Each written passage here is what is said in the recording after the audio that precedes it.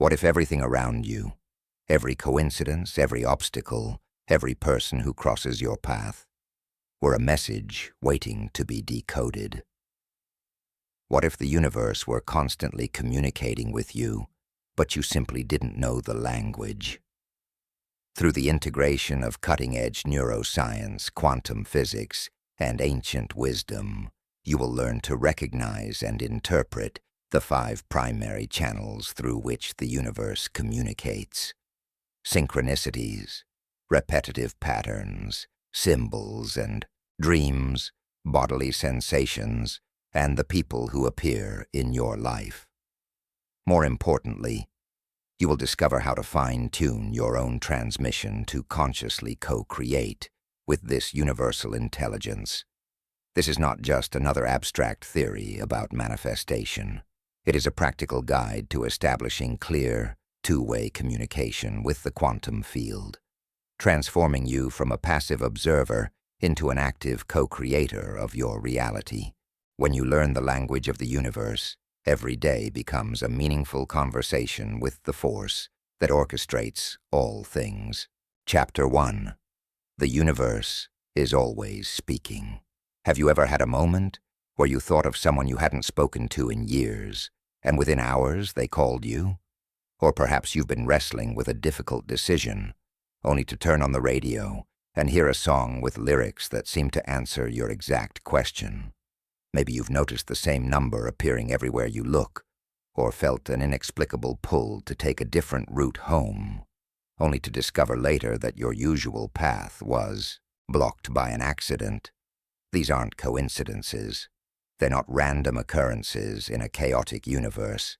They're messages, direct, personalized communication from an intelligent field of energy that is constantly responding to you, guiding you, and reflecting back the frequency you're transmitting into the world.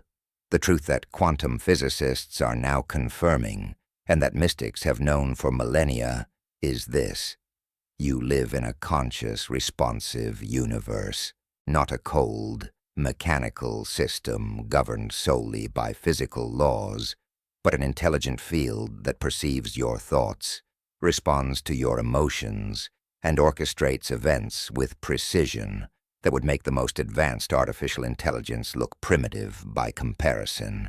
Every moment of your existence, this field is speaking to you.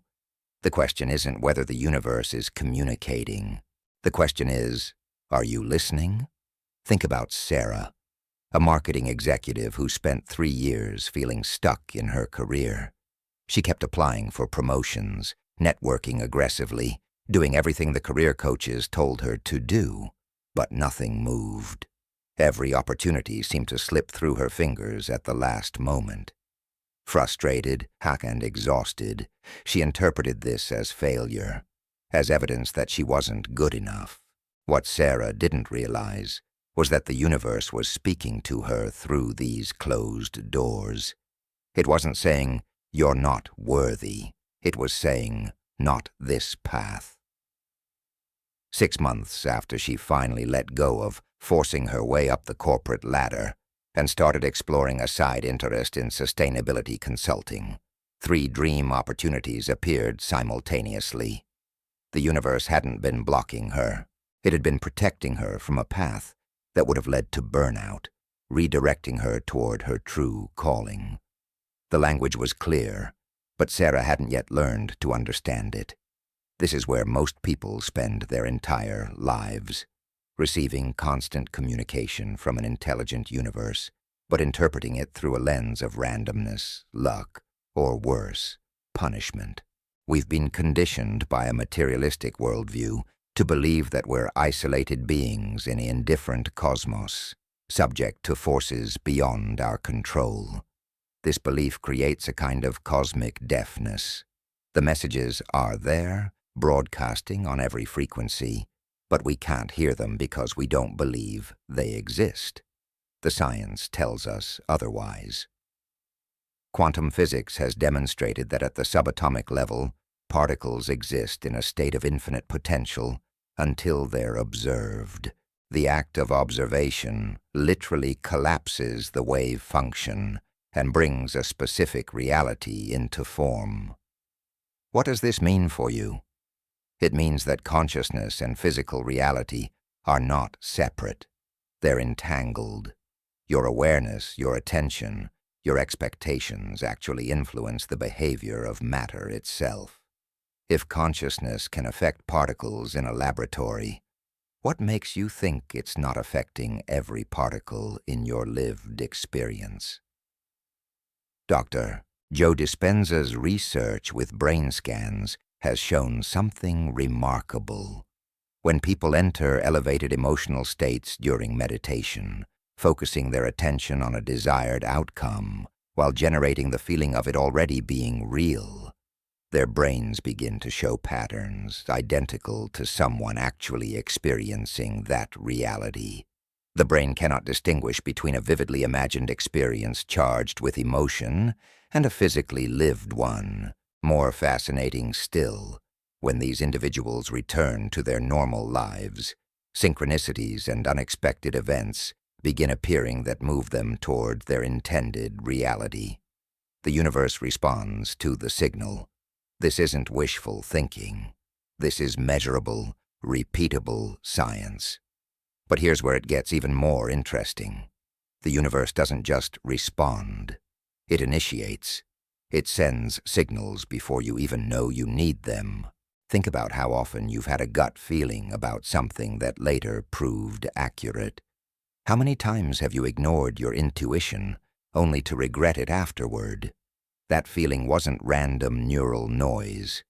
It was information from a field of intelligence that exists beyond your 5 physical senses. A field that can perceive patterns and possibilities your conscious mind cannot yet see. The HeartMath Institute has measured this phenomenon scientifically. Using sophisticated equipment, they've demonstrated that the human heart generates an electromagnetic field that extends several feet beyond the body, and this field responds to information before the brain does. In experiments, participants were shown a series of random images, some peaceful and some disturbing. Remarkably, their heart rate would change several seconds before the disturbing image appeared on the screen. The heart was receiving and responding to information about the future. Your body is a sophisticated receiver, constantly picking up signals from the quantum field, attempting to guide you toward alignment and away from danger. Consider Michael, a software developer who kept having vivid dreams about water for 3 consecutive weeks. Rivers, oceans, rain, floods. He dismissed them as stress-related nonsense. Then his company offered him 2 positions, one in their landlocked Denver office with a significant pay increase, and one in their smaller Seattle branch near the water, with less money but more creative freedom. Against all logical advice, Michael chose Seattle. Within 6 months, the Denver office went through massive layoffs due to a failed product launch. The Seattle team, working on innovative projects, became the company's most valuable division. The dreams were a message. The universe was speaking in the language of symbols, painting a picture of where his energy needed to flow. This is how the communication works. The universe speaks in multiple languages simultaneously, through synchronicities that defy statistical probability, through patterns that repeat until you notice them, through symbols and dreams that bypass your rational mind, through physical sensations in your body, and through the people who appear in your life at precisely the right moment. It's a multimedia message system operating on frequencies most people have forgotten how to tune into. The reason we've lost this ability isn't mysterious. It's cultural conditioning. From childhood, we're taught to trust only what we can see, touch, and measure. We're educated to value logic over intuition, analysis over feeling, external validation over inner knowing. The rational mind becomes dominant, drowning out the subtle signals. We learn to dismiss coincidences as meaningless, to ignore our gut feelings as irrational, to interpret closed doors as failure rather than redirection. We're essentially walking around with a sophisticated communication device that we've forgotten how to operate. But here's the empowering truth. This ability isn't lost. It's dormant, and it can be reactivated.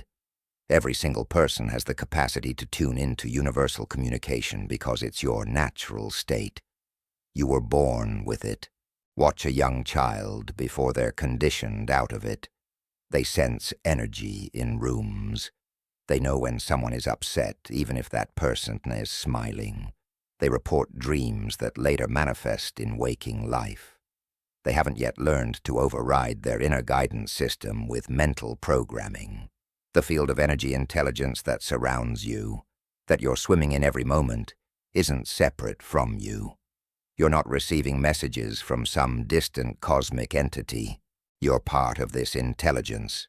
Your individual consciousness is a localized expression of universal consciousness. When the universe communicates with you, it's not an external force sending signals. It's the larger aspect of you, the part connected to infinite intelligence, attempting to guide the limited, conditioned part of you that's forgotten its true nature. Think of it like this. Imagine you're a wave in the ocean, temporarily convinced that you're separate from the water. From the wave's perspective, the ocean seems vast and separate, but the wave is made of the same substance as the ocean. It's not separate at all. It's a temporary, individualized expression of the whole. When you receive guidance from the universe, it's like the ocean communicating with the wave, reminding it, you're not alone, you're not separate, and I know things about the currents and tides that your temporary form cannot perceive. Trust me, this understanding changes everything. You're not a powerless being in a random universe, hoping for luck or divine intervention. You're a conscious node in an intelligent network, capable of both receiving and transmitting information. Your thoughts and emotions aren't just private experiences happening inside your skull. They're frequencies broadcasting into the field, and the field responds by reorganizing energy and matter to match your signal. Every thought is a request. Every emotion is an instruction. Every belief is a command to the quantum field about what to create in your experience. The breakthrough comes when you realize that the universe isn't just communicating with you occasionally, in special moments. It's communicating constantly. Every single experience you have is a communication. The person who cuts you off in traffic and triggers your anger is showing you where you're holding unresolved frustration. The unexpected refund check that arrives exactly when you need it is confirming that you're in alignment with abundance. The book that falls off the shelf at the bookstore, landing at your feet, contains information you need for your next level of growth. The illness that forces you to slow down is protecting you from a trajectory that would lead to greater harm. Nothing is random. Everything is response. Jennifer discovered this truth during what she initially called the worst year of her life. Within 6 months, she lost her job, her relationship ended, and her father was diagnosed with a serious illness. To anyone looking from the outside, it appeared she was cursed. But Jennifer had recently started studying consciousness and universal laws. Instead of collapsing into victimhood, she asked a different question. What is the universe trying to tell me through this? The answer came in layers. The job loss revealed that she'd been trading her time for money in work that deadened her spirit. The relationship ending showed her patterns of codependency she'd been avoiding. Her father's illness became a catalyst for healing old family wounds before it was too late. What looked like catastrophe was actually a precisely orchestrated dismantling of everything that was out of alignment, making space for a completely new life. 2 years later, Jennifer runs a successful wellness center, has a deeply fulfilling relationship, and maintains a closeness with her father they'd never had before. The universe wasn't punishing her. It was speaking in the language of necessary endings, clearing the path for aligned beginnings. This is the paradigm shift required to understand universal communication. Every experience is information, not punishment. The universe isn't testing you, judging you, or withholding from you. It's responding to you with perfect precision, showing you exactly where you are vibrationally, what beliefs you're holding, and what needs to shift for you to experience the reality you desire. It's the most honest mirror you'll ever encounter. When you're in fear, it shows you more things to fear. Not because it's mean, but because it's giving you evidence of your dominant frequency. When you're in gratitude, it shows you more things to appreciate, multiplying your abundance. It's not personal, it's physics. The exciting part is what happens when you consciously engage with this communication system. When you start paying attention, when you begin to recognize the languages the universe speaks, everything accelerates. Synchronicities multiply, guidance becomes clearer, solutions appear faster. It's not that the universe changes its communication, it's that you finally develop the literacy to read what was always there. You become conversationally fluent in the language of energy, symbolism, and resonance. Right now, in this very moment, the universe is speaking to you. It's in the feeling you have as you absorb these words. It's in whatever circumstance brought this information to you at this particular time in your life. It's in the recognition happening somewhere in your being that yes, this is true. I've always known this. That recognition isn't intellectual. It's remembering. You're not learning something new. You're recalling something ancient. Something you knew before conditioning covered it over. The journey ahead is about clearing that conditioning, opening the channels, and learning to engage in conscious dialogue with the intelligence that orchestrates galaxies and guides salmon upstream to spawn. This intelligence is not distant or difficult to access. It's intimately close, woven into every cell of your body, present in every breath you take. And it's been waiting, with infinite patience, for you to remember that you're not an isolated fragment, trying to survive in a hostile world. You're a beloved expression of consciousness itself, surrounded by guidance, supported by forces you cannot see, and participating in a cosmic conversation that's been happening since before time began. The universe is always speaking. The only question is, are you ready to listen? Chapter 2. The Forgotten Language of Synchronicity. The number appeared again. For the third time that morning, David glanced at his phone and saw 11:11. Then, stopping for coffee, his total came to 11:11. Walking to his car, he noticed a license plate, 11:11. Most people would dismiss this as coincidence, maybe even joke about it. But something inside David stirred with recognition, a feeling he couldn't quite name. His rational mind said, probability and selective attention. But a deeper part of him, a part that remembered an ancient knowing, whispered, pay attention. Something is aligning.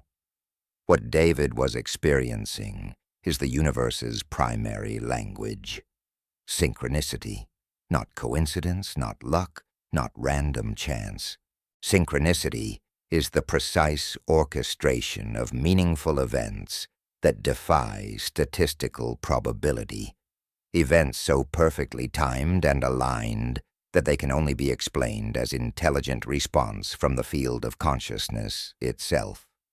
It's the universe's way of saying, I hear you, I see you, you're on the right path. Keep going. Carl Jung, the pioneering psychologist who coined the term synchronicity, understood something that modern science is only now beginning to validate. He recognized that beneath the surface of apparent randomness, there exists an ordering principle and a causal connecting force that brings together events through meaning rather than mechanical cause and effect. Jung called this the collective unconscious, a field of shared information and archetypal patterns that connects all minds. Today, quantum physicists call it the unified field, the zero-point field, or quantum entanglement. The name changes, but the truth remains. Everything is connected, and consciousness is the connecting medium. Here's what makes synchronicity so powerful. It's not passive. It's not something that just happens to you randomly. Synchronicity is a response. It's the universe reflecting back to you the frequency you're transmitting. When you hold a thought consistently, when you align your emotions with that thought, when you expect something to manifest, you create a vibrational signal that ripples through the quantum field. That field, being responsive and intelligent, reorganizes itself to match your signal. It brings people, circumstances, information, and opportunities into your path. With timing so perfect, it takes your breath away. Think about Maria, a graphic designer who'd been contemplating starting her own agency for 2 years but was paralyzed by fear. One morning, after finally making the internal decision to take the leap, truly committing in her heart rather than just fantasizing, something shifted. That afternoon, a former colleague called out of nowhere, asking if Maria was available for freelance work. The next day, she ran into a business consultant at a coffee shop who offered free advice. Within a week, 3 potential clients appeared, an affordable office space became available, and her skeptical husband suddenly became supportive. Maria didn't cause these events through action. She hadn't even announced her decision yet. She caused them through the shift in her energetic frequency. The decision in her consciousness created a new pattern in the field, and the field responded by orchestrating physical events to match. This is how synchronicity operates. It's not magic, though it feels magical. It's physics. Your consciousness exists in a field of infinite potential. When you focus your awareness on a specific outcome and charge it with emotion, you collapse that potential into probability and then into manifestation. The intermediate stage, where probability is becoming manifestation, shows up as synchronicity. Those lucky breaks and divine timing moments are actually evidence that your consciousness is successfully communicating with and influencing the quantum field. But here's where most people get stuck. They experience a synchronicity, feel a moment of wonder, and then immediately dismiss it as coincidence. The rational mind, trained to believe only in mechanical causation, cannot accept that consciousness might be creative. So it explains away the miracle, and in doing so, closes the channel. The universe sends a clear message, and the receiver responds with, "That doesn't make sense. Probably just random." Imagine trying to have a conversation with someone who refuses to acknowledge you're speaking. Eventually, you stop trying. The universe doesn't actually stop communicating, but the individual's ability to perceive the communication atrophies. The neuroscience behind this is fascinating. Your brain has a filter called the reticular activating system, or RAS. This neural network determines what information from your environment reaches your conscious awareness. Every second, your senses are bombarded with millions of bits of data. Sounds, sights, sensations, smells. If you consciously processed all of it, you'd be overwhelmed instantly. So the RAS filters, allowing through only what it deems relevant, based on your beliefs, focus, and expectations. When you believe in synchronicity, when you expect meaningful connections, your RS starts filtering for them. You begin to notice what was always there but previously invisible to you. The synchronicities multiply, not because the universe is suddenly sending more, but because you've finally tuned your receiver to the right frequency. Consider the experience of Thomas, a struggling musician who'd been trying to break into the industry for 7 years with no success. Exhausted and ready to quit, he attended a workshop on consciousness and learned about synchronicity. Skeptical but desperate, he decided to experiment. Instead of pushing and forcing, he spent 2 weeks simply aligning his energy with the feeling of already being a successful musician. He visualized, he felt the emotions, he acted as if it were already true. He stopped obsessing over outcomes and started paying attention to signs. 3 days after this shift, he was in a bookstore, and a book literally fell off the shelf, landing at his feet.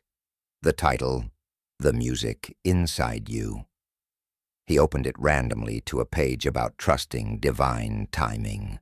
That same afternoon, he received an email from a music producer who'd heard his demo 2 years earlier and had been looking for him ever since, but had the wrong contact information.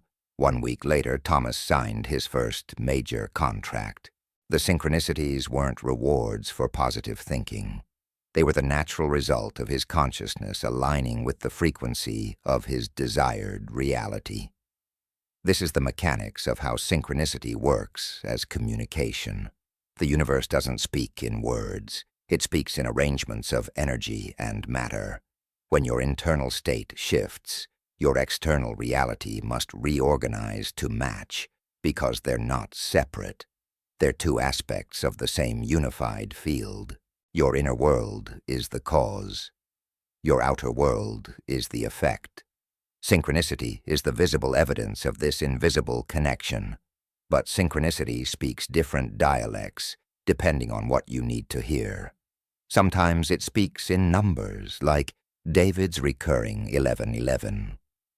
These number patterns, often called angel numbers by spiritual communities, are actually your higher consciousness using symbols that the rational mind can't easily dismiss. Numbers are universal, precise, impossible to misinterpret. When you see the same sequence repeatedly, especially during moments of decision or doubt, it's a confirmation signal. The universe is saying, yes, you're aligned. Yes, you're receiving guidance. Yes, keep going this direction. Sometimes, synchronicity speaks through media. You're struggling with a decision, and you turn on the radio to hear a song with lyrics that directly address your situation. You're reading a book and a sentence jumps out as if written specifically for you. You overhear a conversation in a cafe, and someone says exactly what you needed to hear. These aren't accidents. In a responsive universe, there are no accidents. Your consciousness, seeking guidance, broadcasts a question into the field. The field, containing all information and connected to all things, arranges circumstances so the answer reaches you through whatever medium is available in that moment. Patricia experienced this profoundly during a crisis. Her marriage was falling apart, and she couldn't decide whether to stay and fight for it or leave and start over. One evening, paralyzed by indecision, she went for a walk to clear her head. She passed a church with a marquee sign that usually displayed service times. That day, it read, "Let go of what you cannot change. Change what you cannot accept. Know the difference." Patricia stopped in her tracks. Those words weren't on that sign by accident. Her question had been answered. The universe had spoken through a church sign. Within her, clarity emerged. She needed to let go of trying to change her husband and change her own acceptance of being diminished in the relationship. 3 months later, after honest conversations initiated by her new clarity, her marriage transformed completely. The synchronistic message had provided the wisdom she couldn't access through her own confused thinking. The language of synchronicity also speaks through people. Have you noticed how certain people appear in your life at exactly the moment you need them? A mentor who shows up just when you're about to give up. A stranger who says something that shifts your entire perspective. An old friend who resurfaces with an opportunity perfectly suited to where you are now. These aren't random social interactions. They're orchestrated meetings, divine appointments arranged by the field of intelligence that sees the bigger pattern of your life. James learned this lesson dramatically. He'd been developing a revolutionary app for 3 years, pouring his savings and energy into it, but couldn't find investors. Discouraged, he went to a conference in a city he'd never visited, almost canceling the trip multiple times. In the hotel elevator, a stranger struck up a conversation about technology. That 5-minute conversation led to a coffee meeting, which led to an introduction to a venture capital firm, which led to full funding for James's app. But here's the crucial detail. James almost didn't go to the conference. He almost didn't engage the stranger in the elevator. He almost dismissed the conversation as small talk. The synchronicity was there. The universe had arranged the meeting, but James had to be awake enough to recognize it and act on it. Synchronicity opens doors, but you still have to walk through them. This reveals an important truth about how this language works. Synchronicity requires participation. It's a conversation, not a lecture. The universe sends signals, but you must be attentive enough to receive them and courageous enough to follow them. When you notice a synchronicity, that's only the first step. The second step is acknowledging it, honoring it as real communication rather than dismissing it. The third step is acting on the guidance, following the thread to see where it leads. Many people experience synchronicities but fail to follow through. They get the message but don't respond to it. Imagine someone texting you and you read the message but never reply. Eventually they stop texting. The universe operates similarly. When you acknowledge and act on synchronistic guidance, more guidance comes, faster and clearer. When you ignore it, the communication doesn't stop entirely, but it becomes harder to perceive because you've signaled that you're not ready to receive. The intensity of synchronicity in your life is a direct reflection of your alignment with your true path. When you're forcing things, living from ego, pursuing goals that aren't truly yours, synchronicities become rare. Life feels like pushing a boulder uphill. Everything requires effort and produces minimal results. But when you're aligned with your authentic purpose, when your actions flow from your true self, rather than from conditioning or fear, synchronicities explode. Doors open effortlessly. The right people appear. Resources materialize. Obstacles dissolve. This isn't because the universe plays favorites. It's because alignment creates a clear channel for energy to flow, and synchronicity is the visible evidence of that flow.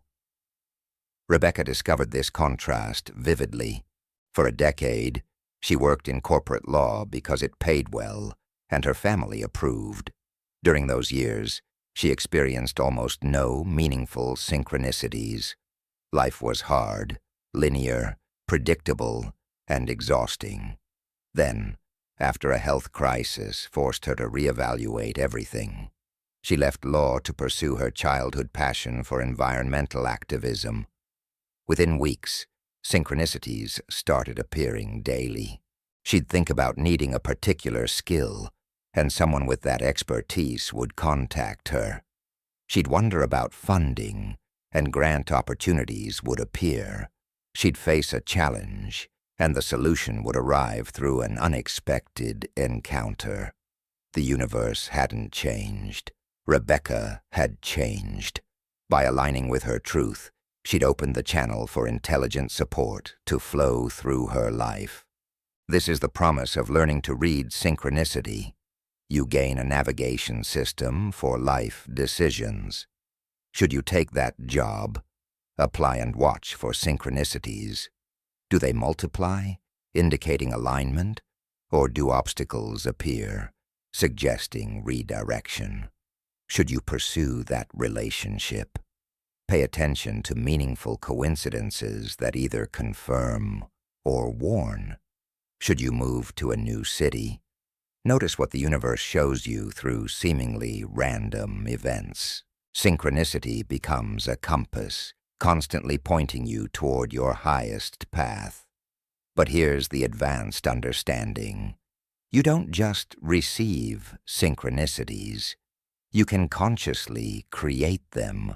When you understand that synchronicity is the universe responding to your frequency, you realize you can deliberately broadcast signals and watch for the response. This is where intention meets attention. You set a clear intention. You raise your emotional frequency to match the feeling of that intention already manifested, and then you become hyper-aware, watching for the universe's reply through synchronistic events. Michael used this technique to find his life partner. Instead of dating randomly or using apps, he spent a month becoming crystal clear on the qualities he desired in a partner and the feeling of already being in that relationship. He didn't focus on finding someone. He focused on becoming the person who would naturally be in that relationship. Then he simply paid attention, trusting that the universe would orchestrate the meeting.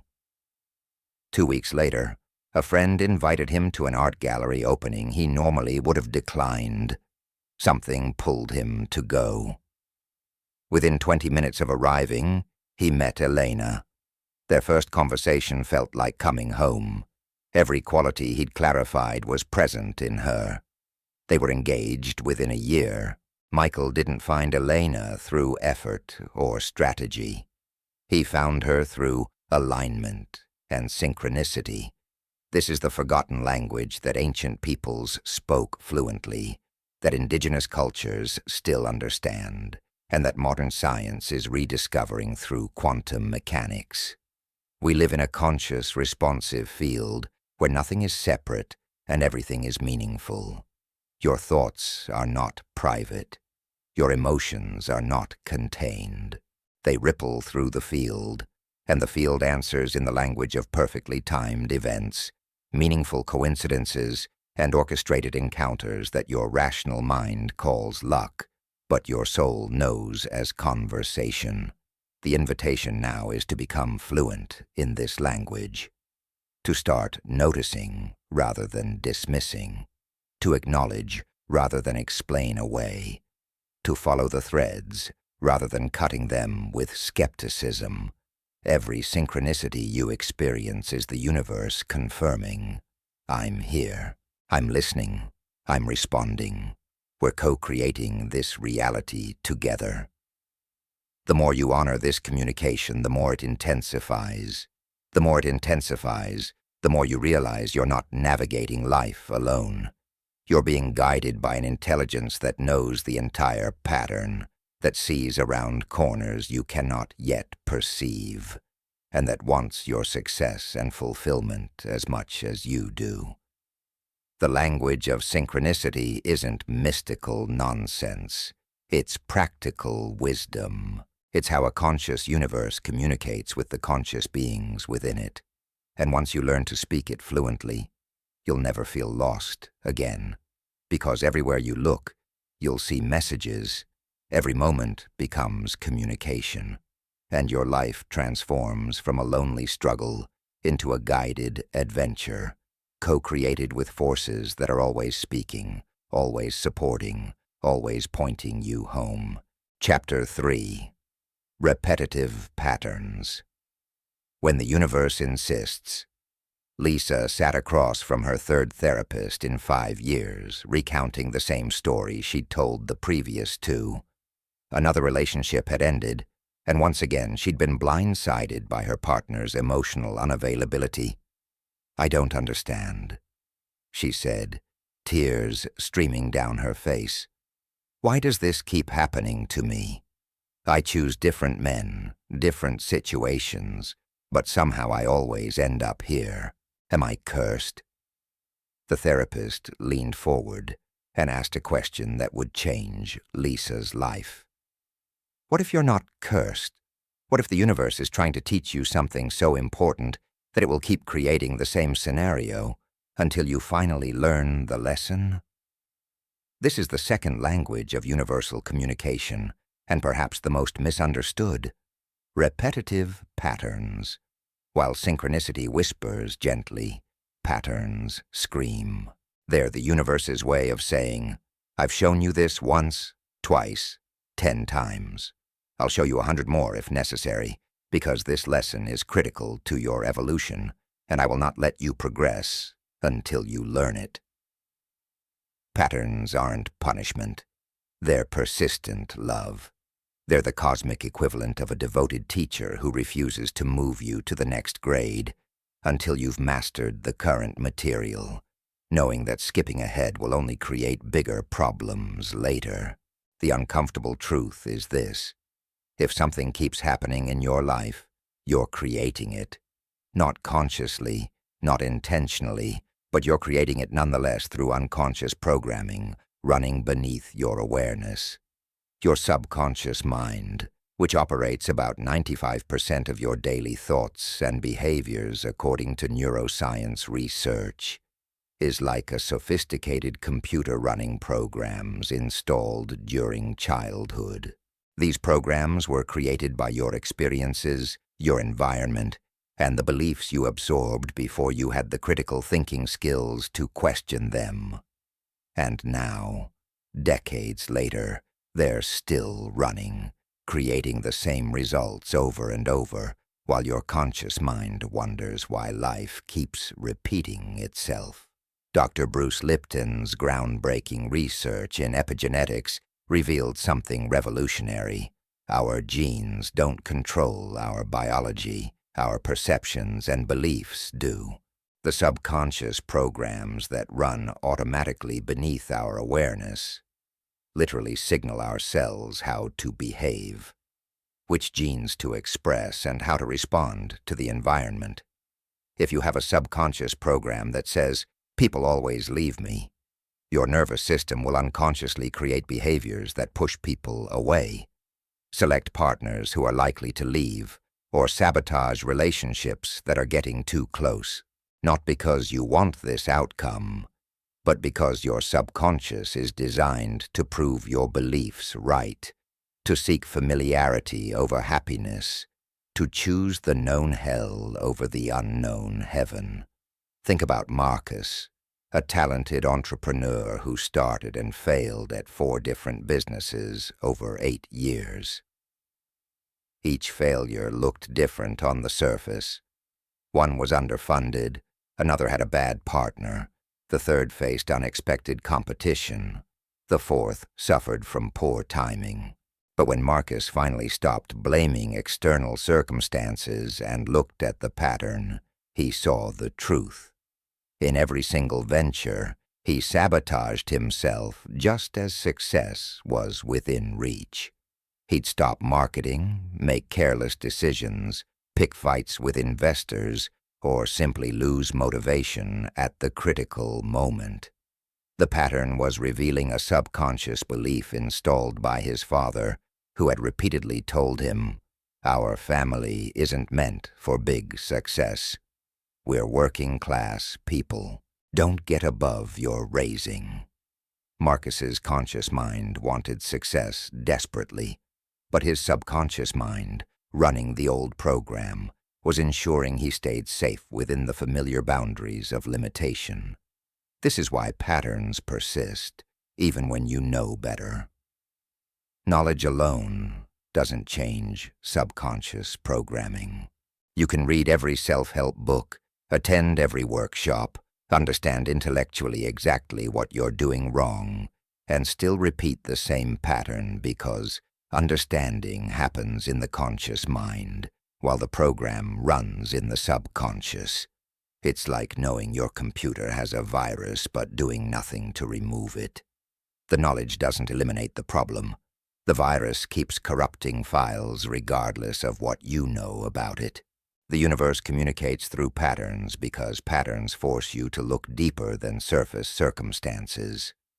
They demand that you take responsibility not just for your actions, but for your unconscious creations. When something happens once, you can blame it on bad luck. When it happens twice, you might call it coincidence. But when the same scenario repeats 3, 4, 5 times, the universe is holding up a mirror and saying, "Look, this isn't happening to you. This is happening through you. There's something inside you creating this, and until you address the root cause, changing the external circumstances won't help. You'll just recreate the same pattern in a new costume." Consider the pattern of financial struggle. Sarah earned $35,000 a year for 12 years, jumping between different jobs, always hoping the next one would be different. Some jobs were in retail, others in administration, one in customer service. Different industries, different managers, different responsibilities, but the salary was always the same, hovering around $35,000 with slight variations. Then Sarah received an unexpected inheritance of $50,000. Finally, she thought, the struggle is over. Within 18 months, through a series of unfortunate circumstances and unexpected expenses, she was back to broke, earning $35,000 annually in yet another job. The universe wasn't keeping Sarah poor. Sarah's subconscious thermostat for worthiness was set at $35,000.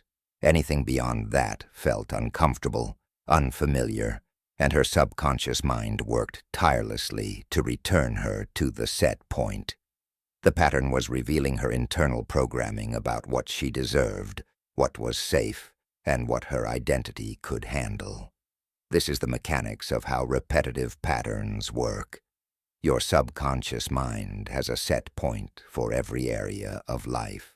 How much love you can receive, how much success you can handle, how much happiness feels safe, how much abundance you believe you deserve. These set points were established early, often before age 7, when your brain was primarily in theta wave state, the same brainwave pattern used in hypnosis.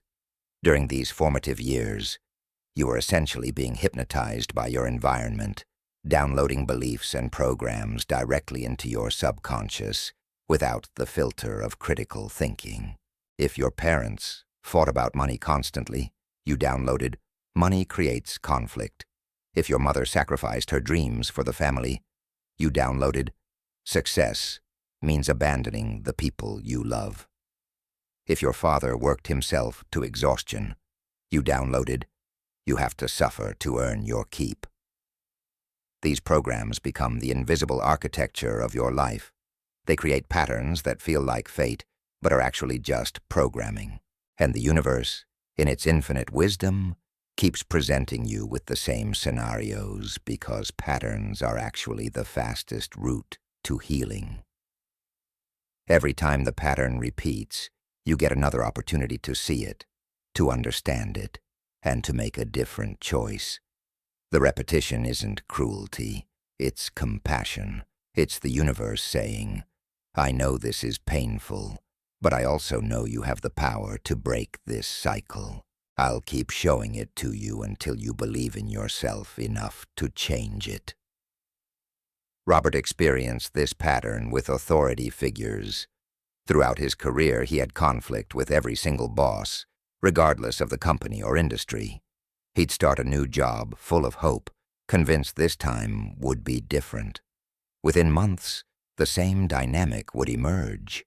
He'd feel micromanaged, unappreciated, and eventually either quit in frustration or get fired for insubordination.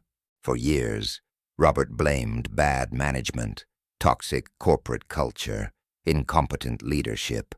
Then, during a particularly painful termination, an exit interview question stopped him cold. Is there anything from your past that might be influencing how you respond to supervision? The question unlocked a memory.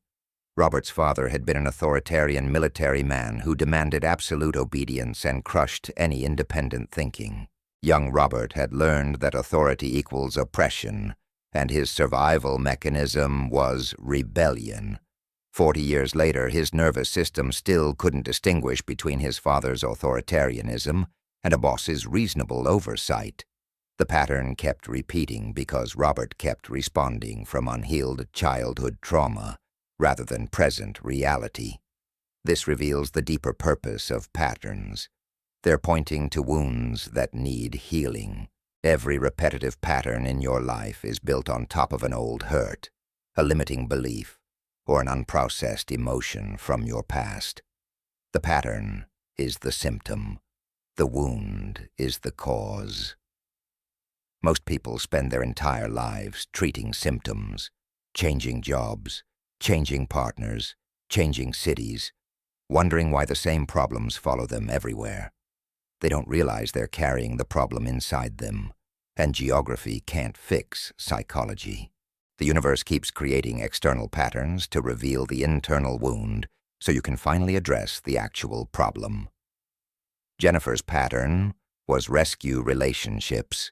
She only felt attracted to men who were broken in some way, struggling with addiction, trauma, or instability. She'd pour all her energy into fixing them, convinced her love could heal them. One after another, these relationships ended in exhaustion and disappointment. Jennifer thought she was just unlucky in love, that she met the wrong men. Her breakthrough came when a counselor asked, "What do you get from being the rescuer?" Jennifer was indignant at first. She got nothing but pain. But as she sat with the question, a deeper truth emerged. Being the rescuer meant she never had to be vulnerable herself. If she was always the strong one, the helper, the giver, she never had to risk being seen, being hurt, or being abandoned. The pattern was protecting her from the very intimacy she claimed to want. It was revealing her terror of being truly known and potentially rejected. Once Jennifer saw this, the pattern lost its power. Her next relationship was with a stable, healthy man, and while it terrified her at first to receive rather than rescue, she finally broke the cycle that had defined her entire adult life. The neuroscience behind breaking patterns is both challenging and hopeful. Dr. Joe Dispenza's research shows that your neural pathways, the physical wiring in your brain, are shaped by repetitive thoughts and behaviors. Every time you think the same thought or perform the same action, you strengthen that neural pathway, making it easier for your brain to travel that route again. It becomes a superhighway of automatic response. This is why patterns feel so powerful, so inevitable. Your brain is literally wired to repeat them. But here's the hope. Neuroplasticity, the brain's ability to rewire itself, means you can create new pathways. The old pathway doesn't disappear immediately, but if you consistently choose a different thought, a different response, a different action, you build a new superhighway, while the old one gradually deteriorates from disuse. This is why breaking patterns requires awareness plus consistent new choice. Awareness alone isn't enough. You can see the pattern clearly, understand exactly what you're doing and why. But if you don't make different choices consistently over time, the old neural pathway remains dominant. The pattern continues. The universe will keep showing you the same scenario because the lesson isn't just about seeing the pattern. The lesson is about changing your response to it, proving to yourself that you have the power to choose differently even when every fiber of your being wants to fall back into familiar territory. David discovered this with his anger pattern. He'd explode at his wife over minor inconveniences, apologize profusely afterward, promise it would never happen again, and then repeat the cycle within weeks. He could see the pattern. He hated himself for it. He understood it was related to his own father's rage. But nothing changed until he realized that awareness without intervention is just educated suffering. David started implementing a new protocol. When he felt anger rising, instead of either suppressing it or expressing it explosively, he'd excuse himself, do intensive breathing exercises to regulate his nervous system, and then return to the conversation from a calm state. The first 100 times, it felt artificial and difficult. His body wanted the familiar release of explosion, but gradually, the new pathway strengthened. The pattern began to break. His marriage transformed. The universe stopped sending him situations that triggered explosive anger because he'd finally learned the lesson. You can feel the emotion without becoming the emotion. You can choose your response even when the old program is running. Here's what most people miss about patterns. They escalate if ignored. The universe starts with gentle taps, then knocks, then pounds. If you ignore a pattern when it's showing up in small ways, it will eventually manifest in larger, more disruptive ways because the lesson must be learned. It's not punishment for ignoring the signs. It's escalation of communication. If whispering doesn't work, the universe will eventually shout. A pattern of dishonesty might start with small lies that create minor complications. Ignored, it progresses to larger deceptions that damage relationships. Continued ignorance leads to major betrayals that destroy careers or marriages. The universe isn't attacking you. It's increasing the volume because you haven't responded to the quieter messages. Christina's health pattern illustrated this perfectly. For years, she experienced minor symptoms, occasional headaches, digestive issues, low energy. She ignored them, pushed through, kept working 70-hour weeks at a job that depleted her. The symptoms intensified: chronic migraines, severe stomach problems, constant exhaustion. Still, she persisted, taking medication to suppress symptoms while changing nothing about her lifestyle. Finally, her body staged a complete shutdown. A serious illness forced her to stop entirely, spending months in recovery, losing her job, facing her mortality. During that dark period, Christina finally heard the message her body had been broadcasting for years. You cannot keep betraying yourself and expect to thrive. You must honor your limits, prioritize your well-being, and stop seeking worth through external achievement. The pattern had escalated from whisper to shout to scream because the lesson was literally life or death. When Christina recovered and rebuilt her life with these principles integrated, the health issues resolved. The pattern ended because the lesson was finally learned. This is the promise hidden in every repetitive pattern. It contains the exact information you need for your next level of evolution. The pattern isn't random. It's revealing precisely the belief, wound, or program that's holding you back from your highest potential. When you're willing to stop blaming circumstances and instead ask, what is this pattern teaching me about myself? What belief am I holding that's creating this? What do I need to heal, release, or transform? You unlock the lesson. And when you integrate the lesson, making the internal shift, and then consistently choosing new actions that reflect that shift, the external pattern dissolves, not through force, not through control, but through transformation of the consciousness that was creating it. The universe communicates through patterns with absolute precision. If you keep attracting unavailable partners, it's showing you your own emotional unavailability. If you keep experiencing betrayal, it's revealing where you betray yourself. If you keep facing scarcity, it's exposing your scarcity consciousness. If you keep hitting glass ceilings, it's showing you the ceiling in your own mind. The external world is always a perfect mirror of your internal world. Patterns are the universe holding that mirror steady, refusing to let you look away until you finally see yourself clearly. And here's the transformational truth. You have the power to end any pattern, no matter how long it's been running, no matter how deeply entrenched it feels. Your past does not determine your future unless you keep bringing your past into your present through unconscious patterns. The moment you become conscious of a pattern, you've already begun to break it.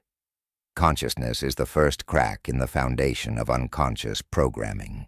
From that crack, with consistent new choices aligned with your desired identity rather than your conditioned identity, you can completely rewire your brain, heal old wounds, install new beliefs, and create entirely new patterns that reflect who you're choosing to become rather than who you were conditioned to be.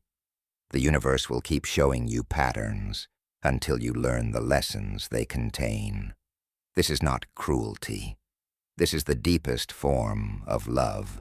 It's the cosmic refusal to let you settle for less than your full potential. Every pattern is an invitation to evolution, a doorway to liberation, a key to unlocking aspects of yourself you haven't yet claimed.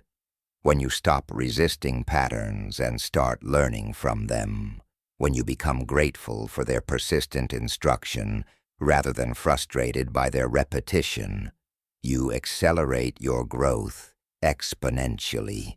The teacher appears when the student is ready, and the universe is the ultimate teacher, endlessly patient, infinitely creative, and absolutely committed to your awakening. Chapter 4. Symbols, Dreams, and Hidden Messages. At 3:47 a.m., Daniel woke with a start, his heart racing. The dream had been so vivid, so real. He was standing in an empty house, walking from room to room, each space completely bare, except for windows that wouldn't open. He could see beautiful gardens outside, sunlight streaming in, but every window was sealed shut. When he tried to force them open, they shattered in his hands. He woke before the dream could resolve, lying in darkness with an inexplicable sense of urgency. His rational mind wanted to dismiss it as random neural firing, stress from work, too much pizza before bed. But something deeper recognized what his conscious mind couldn't yet articulate. The universe had just sent him a message in the oldest language of consciousness. And the message was critical.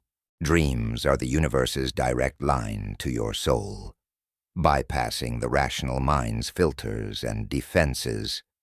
While you sleep, your conscious mind loosens its grip.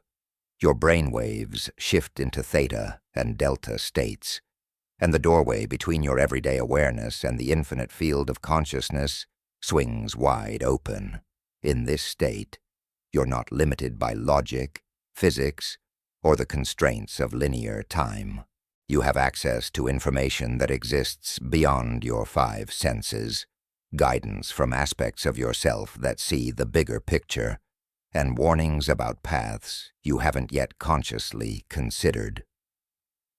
The language spoken in this realm isn't words. It's symbols, metaphors, and emotional experiences that communicate truths too vast for language to contain.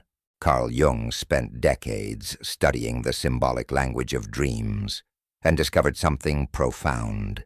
Certain symbols appear across cultures, across time periods, in people who have no contact with each other. He called these archetypal images, universal symbols that live in what he termed the collective unconscious. Water represents emotions and the unconscious itself. Houses represent the self and different aspects of personality. Flying symbolizes freedom or transcendence. Being chased reflects avoidance of something that needs to be faced. These aren't arbitrary associations. They're the native language of consciousness, the way your deeper self communicates when verbal language is inadequate. Daniel's dream of the sealed house wasn't random. It was a precise communication from his higher consciousness about his current life situation. The empty rooms represented areas of his life he'd neglected, stripped bare of meaning and purpose. The sealed windows symbolized his inability to access the freedom and growth he could see but couldn't reach. The shattering when he forced them revealed that his current approach, trying to break through barriers with force and frustration, would only create more damage. When Daniel finally stopped dismissing the dream and sat with its symbolism, recognition flooded through him. He'd been forcing himself to stay in a corporate career that suffocated him, able to see the creative life he wanted, but convinced he couldn't access it. The dream was showing him what his waking mind refused to acknowledge. His current structure was empty and imprisoning, and force wasn't the answer. He needed a different approach entirely. This is how symbolic communication works. It shows you truth in ways that slip past your defenses. If Daniel's higher consciousness had tried to communicate through thoughts, his rational mind would have argued back. You can't just quit. You have responsibilities. Be realistic. Creative work doesn't pay bills. But dreams don't argue. They show. They create an experience that resonates at such a deep level that you can't intellectualize it away. You feel it, and feeling is the language the subconscious mind understands most fluently. But the universe doesn't only speak symbolically through nighttime dreams. It uses symbols constantly in your waking life, embedding messages in the environment around you, waiting for you to develop the eyes to see them. Think about how often you notice the same symbol appearing repeatedly in different contexts. A butterfly keeps appearing in artwork on someone's shirt, in a video you watch, landing on your car. A specific animal crosses your path multiple times. A particular phrase or word keeps showing up in conversations, articles, songs. Your rational mind calls this coincidence or selective attention. Your deeper knowing recognizes it as communication. Maria experienced this with ravens. For 2 weeks, everywhere she went, ravens appeared. 1 perched on her porch every morning. 3 followed her car on the highway. She saw raven images in a gallery, on a book cover at the library, in a documentary that came on when she turned on the television. Most people would think, what weird, lots of ravens lately. But Maria had been studying symbolic communication, so she researched the symbolic meaning of ravens across traditions. In Celtic mythology, ravens represent prophecy and insight. In Native American wisdom, they're messengers between worlds. The consistent theme, seeing what's hidden, accessing mystical knowledge, transformation through darkness. Maria sat with this, asking herself what it might mean for her life right now. Within that contemplation, clarity emerged. She'd been avoiding her intuitive gifts, dismissing her psychic sensitivity as imagination, staying safe in purely logical pursuits. The ravens were messengers from her own soul, calling her back to the mystical abilities she'd been denying. When she finally acknowledged the message and began developing her intuitive capacities, the raven appearances stopped. The message had been received. The communication was complete. This reveals a crucial understanding about symbolic messages. They're personalized. While certain symbols have archetypal meanings that appear across cultures, the specific message a symbol carries for you is unique to your consciousness and current life circumstances. A snake might represent danger to one person, healing and transformation to another, and sexual energy to a third. All interpretations can be valid depending on the individual's context. The key to decoding symbolic messages isn't looking up meaning in a book. It's feeling into what that symbol triggers in you, what associations arise, what emotions or memories it connects to. Your initial visceral response is usually the most accurate interpreter. Consider how Amanda decoded her recurring water dreams. For months, she dreamed of drowning, of being pulled under by waves, of water rising in rooms she couldn't escape. Standard dream interpretation books said water represents emotions. But Amanda needed more specificity. What about her emotions? She sat with the dreams, replaying them in meditation, and asked, "What are you trying to show me?" The answer came not as words, but as recognition. In every dream, she was trying to control the water, to fight it, to escape it. And in fighting, she exhausted herself and went under. When she stopped fighting and surrendered to the water, she'd wake up. The message clicked into place. Amanda had been trying to control her grief over her mother's death, to manage it, to push through it productively. The dreams were showing her that fighting grief only prolongs drowning in it. Surrender. Feel it fully. Stop resisting, and you'll surface naturally. When Amanda finally allowed herself to grieve without trying to control the process, the drowning dreams stopped. A new dream appeared, swimming peacefully in clear water. The symbolic communication had guided her to healing. The science behind why symbols communicate so powerfully involves how your brain processes information. The left hemisphere, dominant in most people's waking state, specializes in linear, logical, verbal processing. It's excellent for analysis and problem-solving, but limited in perceiving holistic patterns and deeper meaning. The right hemisphere processes symbolically, emotionally, spatially. It recognizes patterns, feels into meaning, and connects disparate elements into coherent wholes. Symbolic language activates the right hemisphere, accessing wisdom that pure logic cannot reach. This is why a powerful symbol or dream can shift your entire perspective in ways that hours of rational thinking cannot.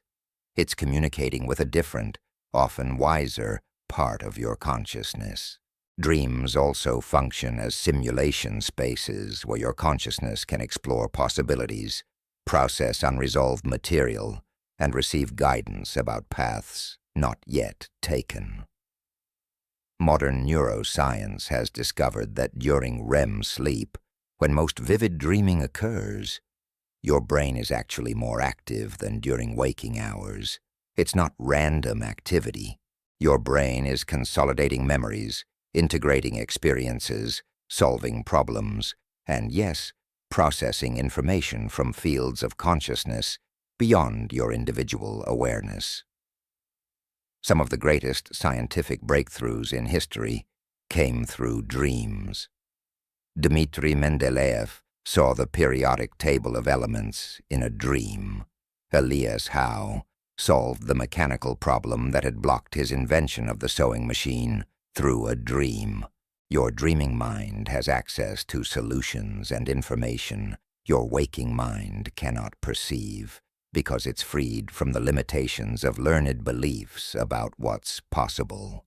Robert learned to use this capacity deliberately, facing a complex business decision with multiple variables and no clear answer.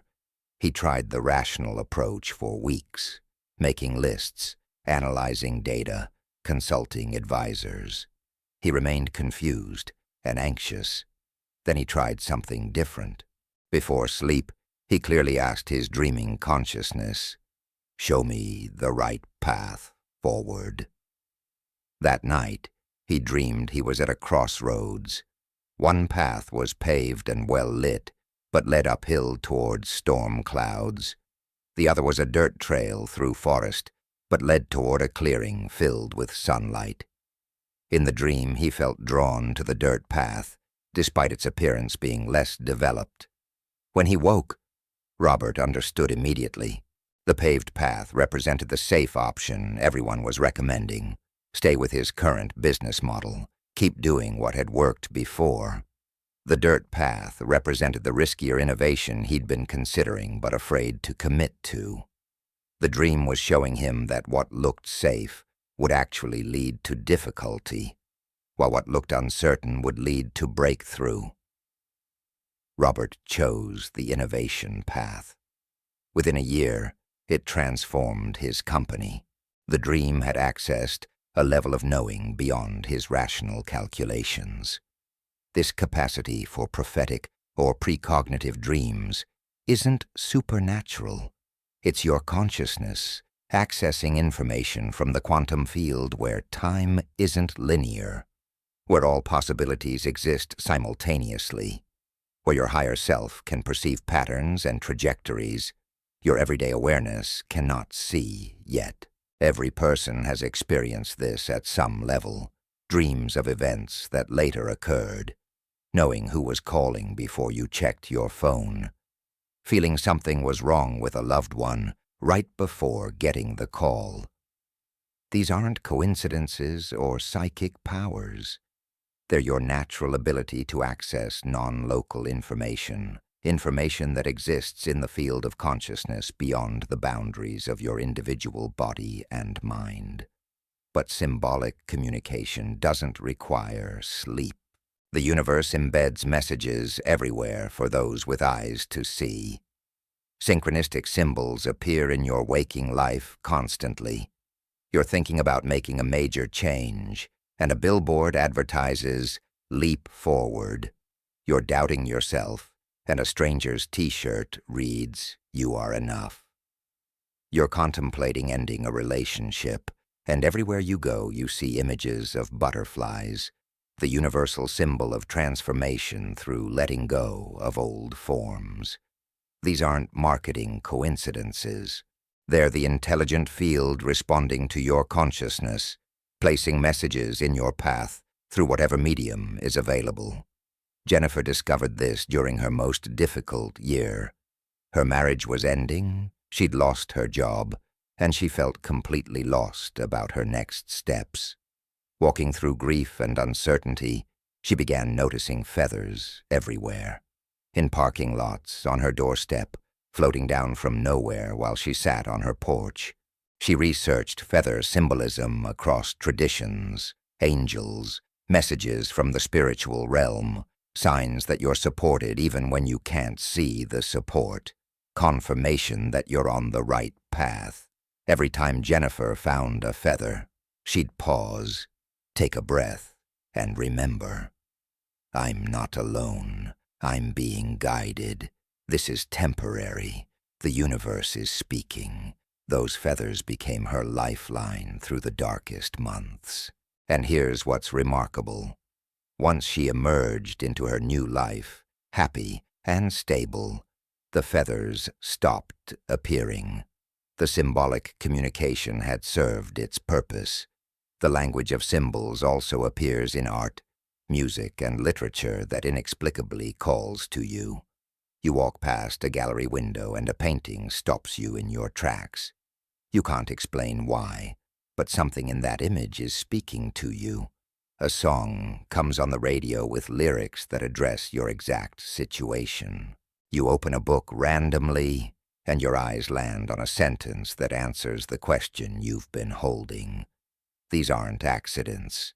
They're the universe using existing symbols and messages, arranging for them to intersect with your awareness at precisely the moment you need them. The field of consciousness is so vast, so interconnected, that it can orchestrate these encounters with mathematical precision. Michael experienced this with poetry. He'd never been interested in poetry, considering it abstract and irrelevant. Then, during a period of questioning his life's purpose, he wandered into a bookstore, and a poetry book fell off the shelf, landing open at his feet. Annoyed, he picked it up to reshelve it, but a line caught his eye. The soul selects her own society, then shuts the door. Emily Dickinson. The line pierced him. He'd been trying to please everyone, to fit into society's expectations, to be who others needed him to be. His soul had been screaming for him to shut the door on these external demands and select his own path. That one line, encountered through an impossible accident, gave Michael permission to begin living authentically. He bought the book. That poem became his anchor during the transition. The universe had spoken through literature, delivering the exact message he needed through a medium he'd previously ignored. This is the invitation of symbolic communication. Become literate in the language your soul speaks. Start paying attention to what captures your awareness unexpectedly. What animals appear in your life? What images haunt you? What phrases or words keep showing up? What dreams linger after waking, refusing to be forgotten? These aren't random. They're breadcrumbs on your path, clues to your next evolution, warnings about what to avoid, confirmations about what to pursue. The universe is speaking constantly in this symbolic language, painting messages across your experience, waiting for you to develop the eyes to see and the wisdom to interpret. The practice of decoding symbols isn't complicated, but it does require a shift from purely rational processing to intuitive feeling. When a symbol appears repeatedly or powerfully, don't immediately jump to Google for the meaning. Sit with it first.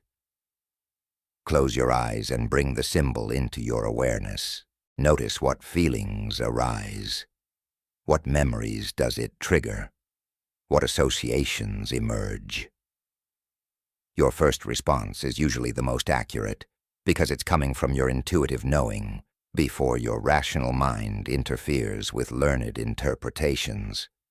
After you've felt into your personal response, then research traditional meanings across cultures. Often you'll find your intuitive hit aligns with ancient wisdom, confirming that you're tapping into archetypal truth. Dreams especially require this intuitive approach. The moment you wake from a significant dream, before your rational mind fully engages, write it down or voice record it. Capture as much detail as possible. The emotions you felt, the colors, the people or beings present, the actions that occurred, even elements that seem nonsensical. Later, when you review the dream, ask, if this were a message from my higher self about my current life, what would it be saying? Let the interpretation arise from contemplation rather than force it through analysis.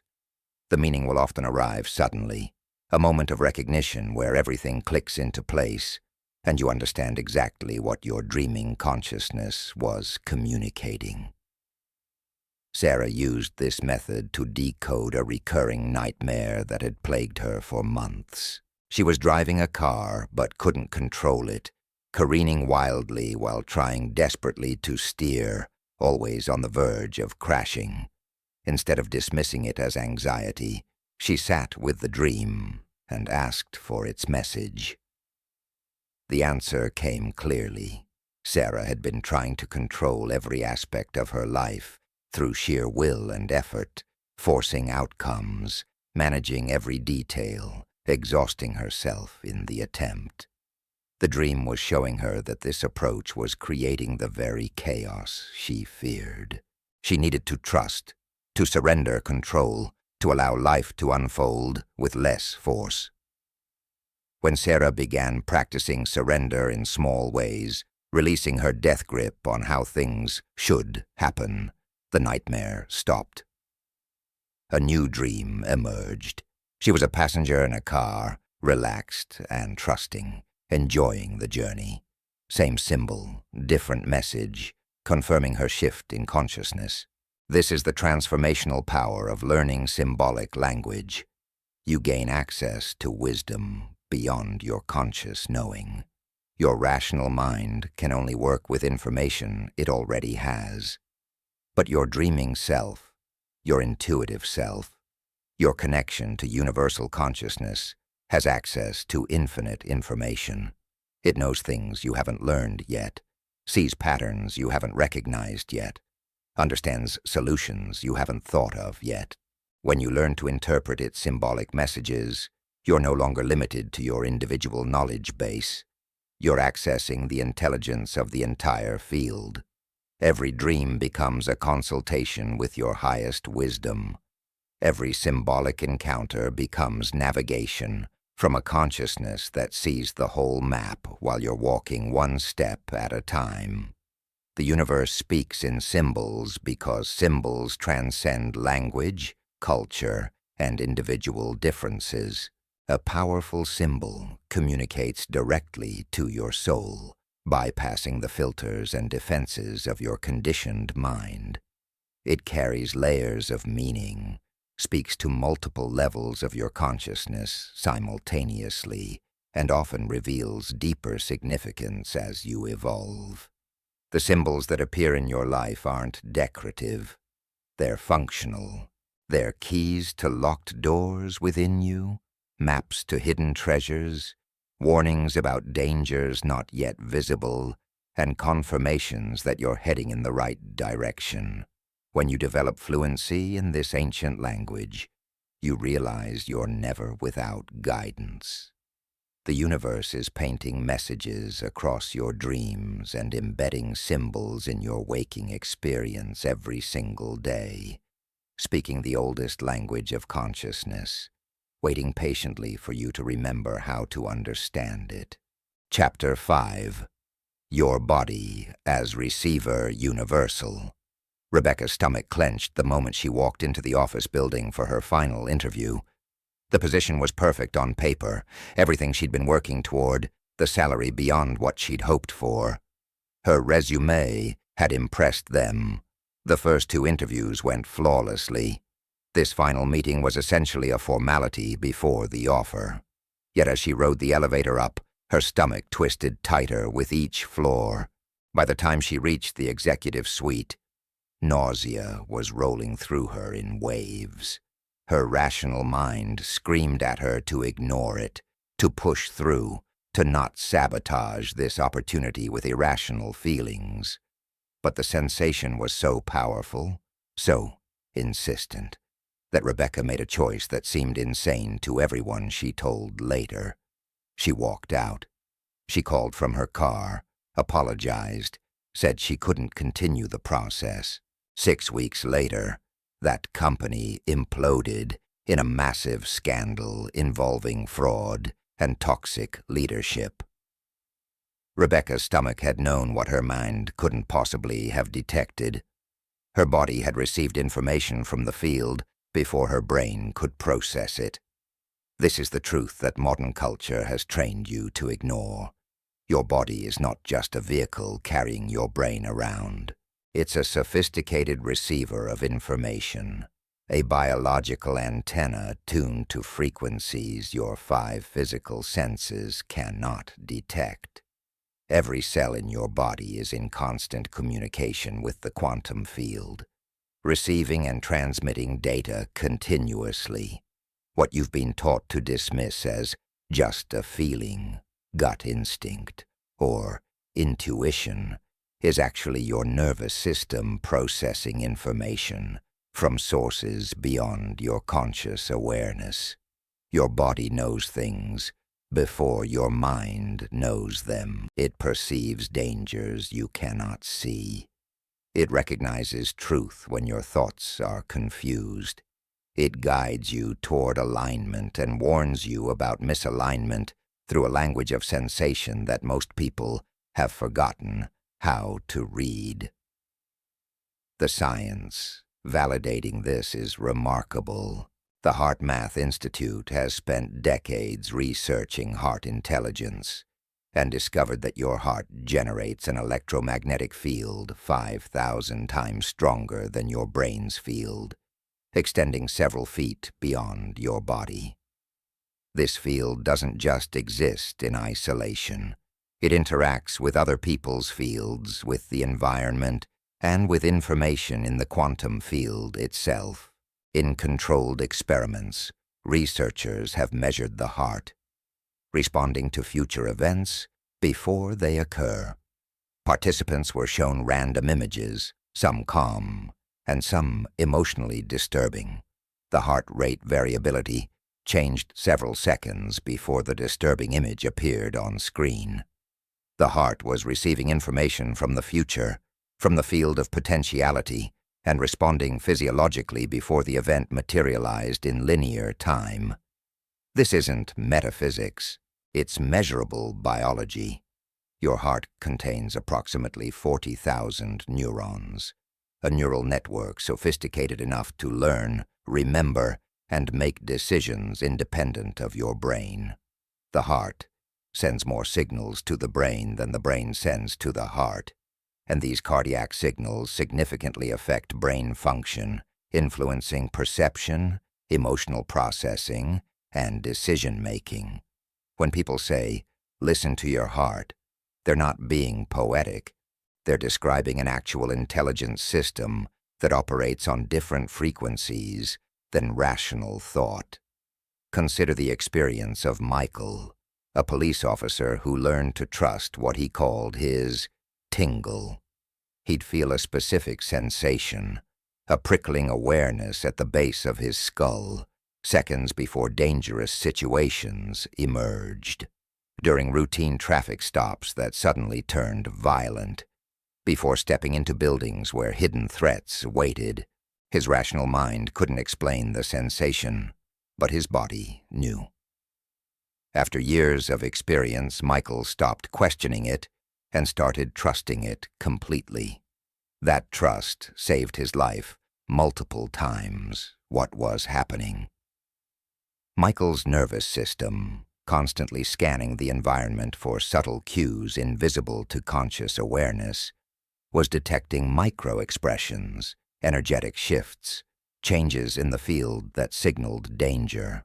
His body was receiving and processing information faster than his conscious mind could analyze it, communicating the warning through physical sensation. This capacity isn't limited to police officers or people in dangerous professions. Every human being possesses this biological intelligence, this somatic knowing. You've experienced it countless times. The job interview where everything looked right but something felt wrong, and later you discovered the company was collapsing.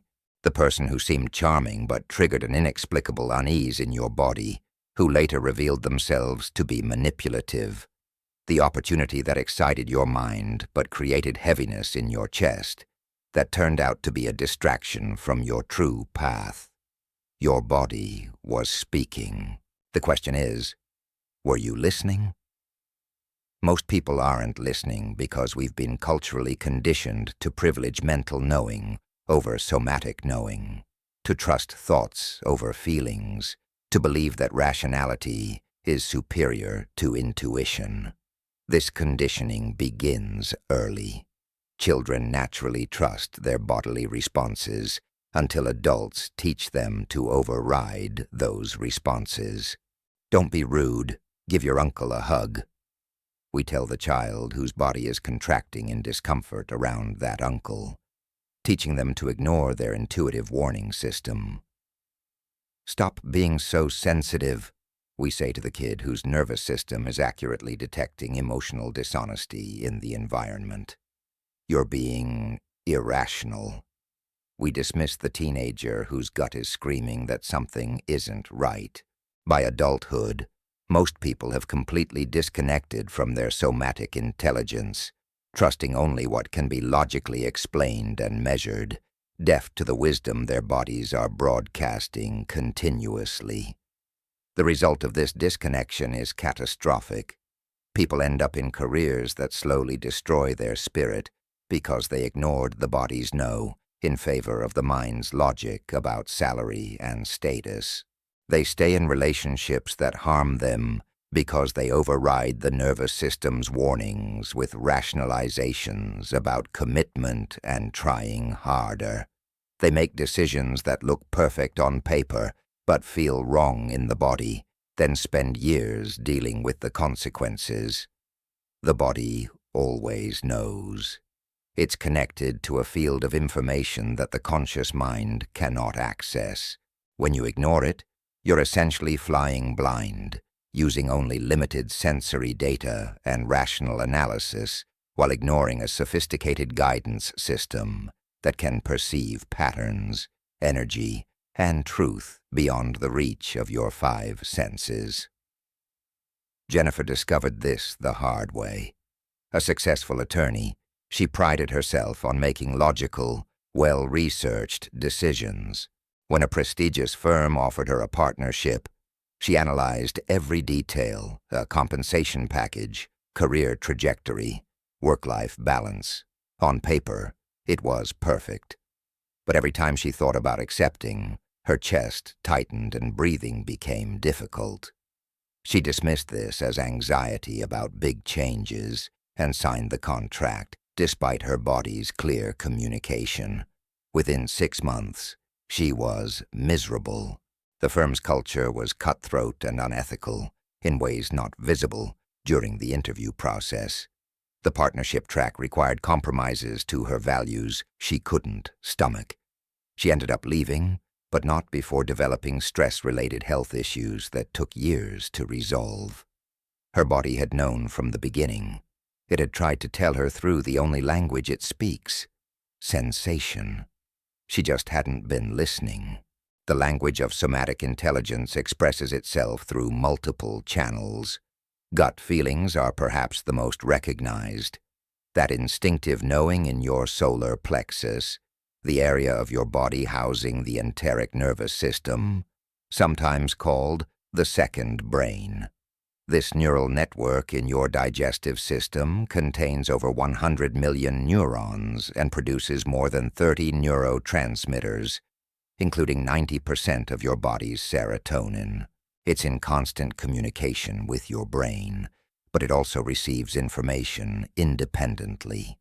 When you have a gut feeling about something, you're experiencing your enteric nervous system processing data from the field and communicating its assessment through sensation. Then there's the throat. How often have you felt words catch in your throat when you were about to say something untrue or inauthentic? That constriction is your body's communication system saying, "This isn't aligned with your truth." Or the opposite. When you speak from deep authenticity, your throat opens, your voice strengthens, words flow easily. Your body literally cannot comfortably express what isn't true for you. It will create physical resistance to dishonesty, even white lies you think don't matter. The chest and heart area communicate through expansion and contraction. When something is truly aligned with your path, your chest opens, breathing deepens, you feel spacious and light. When something is misaligned, your chest contracts, breathing becomes shallow, heaviness settles over your heart. This isn't metaphorical. It's actual physical response to energetic alignment or misalignment. Your heart, with its powerful electromagnetic field, is sensing whether something enhances your coherence or disrupts it, and communicating that information through sensation. Marcus learned to navigate his entire life through chest expansion and contraction. Facing any decision, he'd bring each option into his awareness and notice his body's response. Option A.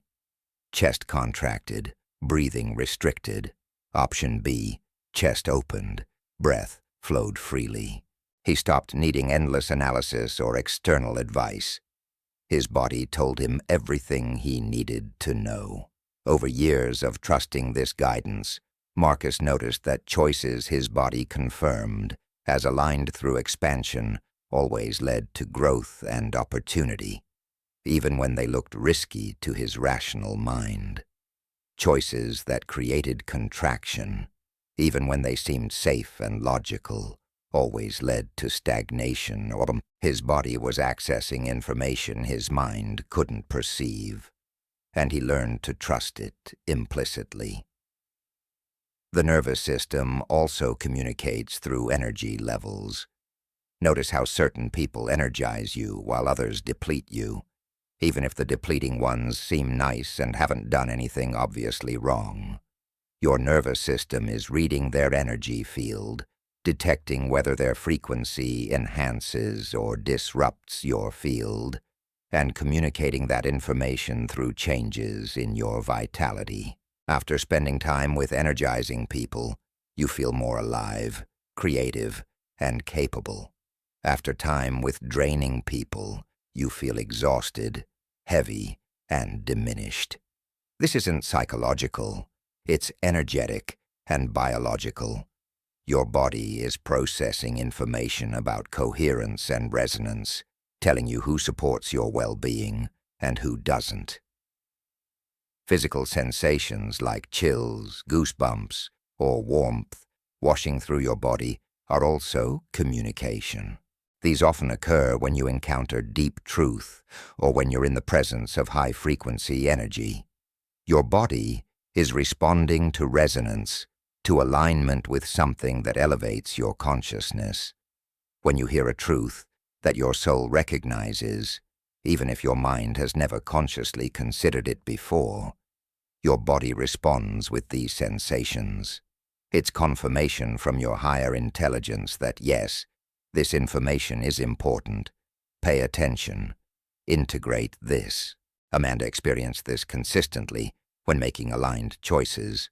Whenever she was about to commit to something truly right for her path, warmth would flood her body from crown to toes, often accompanied by chills up her spine. She learned to recognize this as her body's yes. In contrast, when contemplating misaligned actions, even ones that seemed beneficial, she'd feel cold, sometimes even shivering despite warm temperature. Her body was communicating through temperature shifts, a language older than words, more reliable than thoughts. Understanding the neuroscience behind intuition makes it even more trustworthy. Your conscious mind processes about 40 bits of information per second. That sounds like a lot until you realize your unconscious mind processes 11 million bits per second. Your unconscious is taking in vast amounts of data from the environment, from subtle energy fields, from micro-expressions and tonal variations, from patterns in the quantum field, processing all of it instantaneously and communicating the results through what you experience as intuitive hits or gut feelings.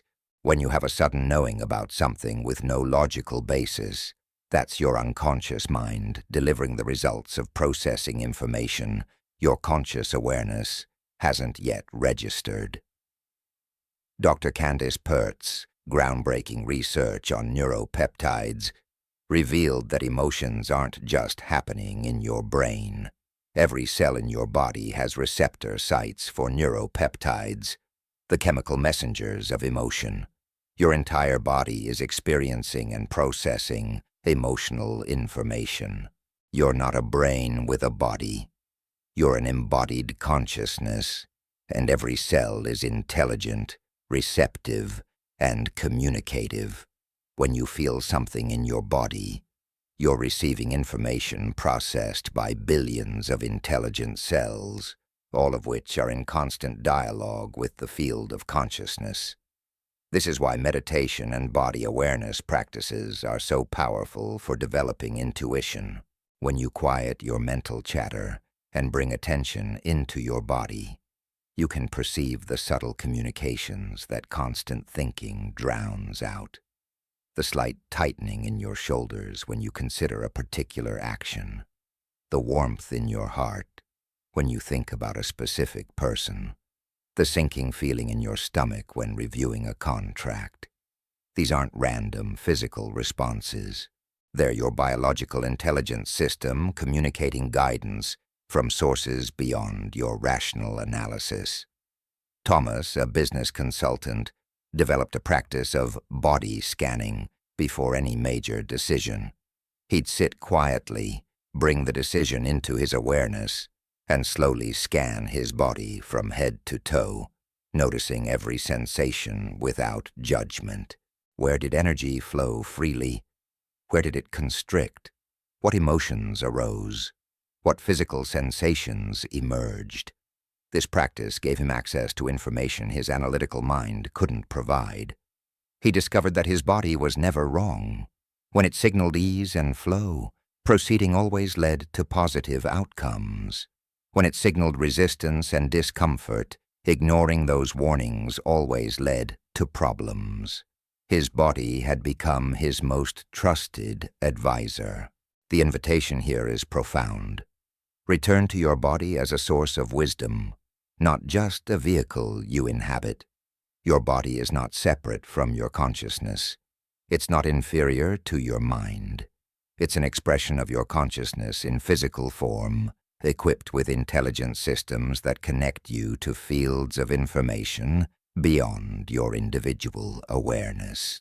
When you learn to listen to your body, to trust its communications, to honor its wisdom, you gain access to a guidance system more sophisticated than any technology humans have created.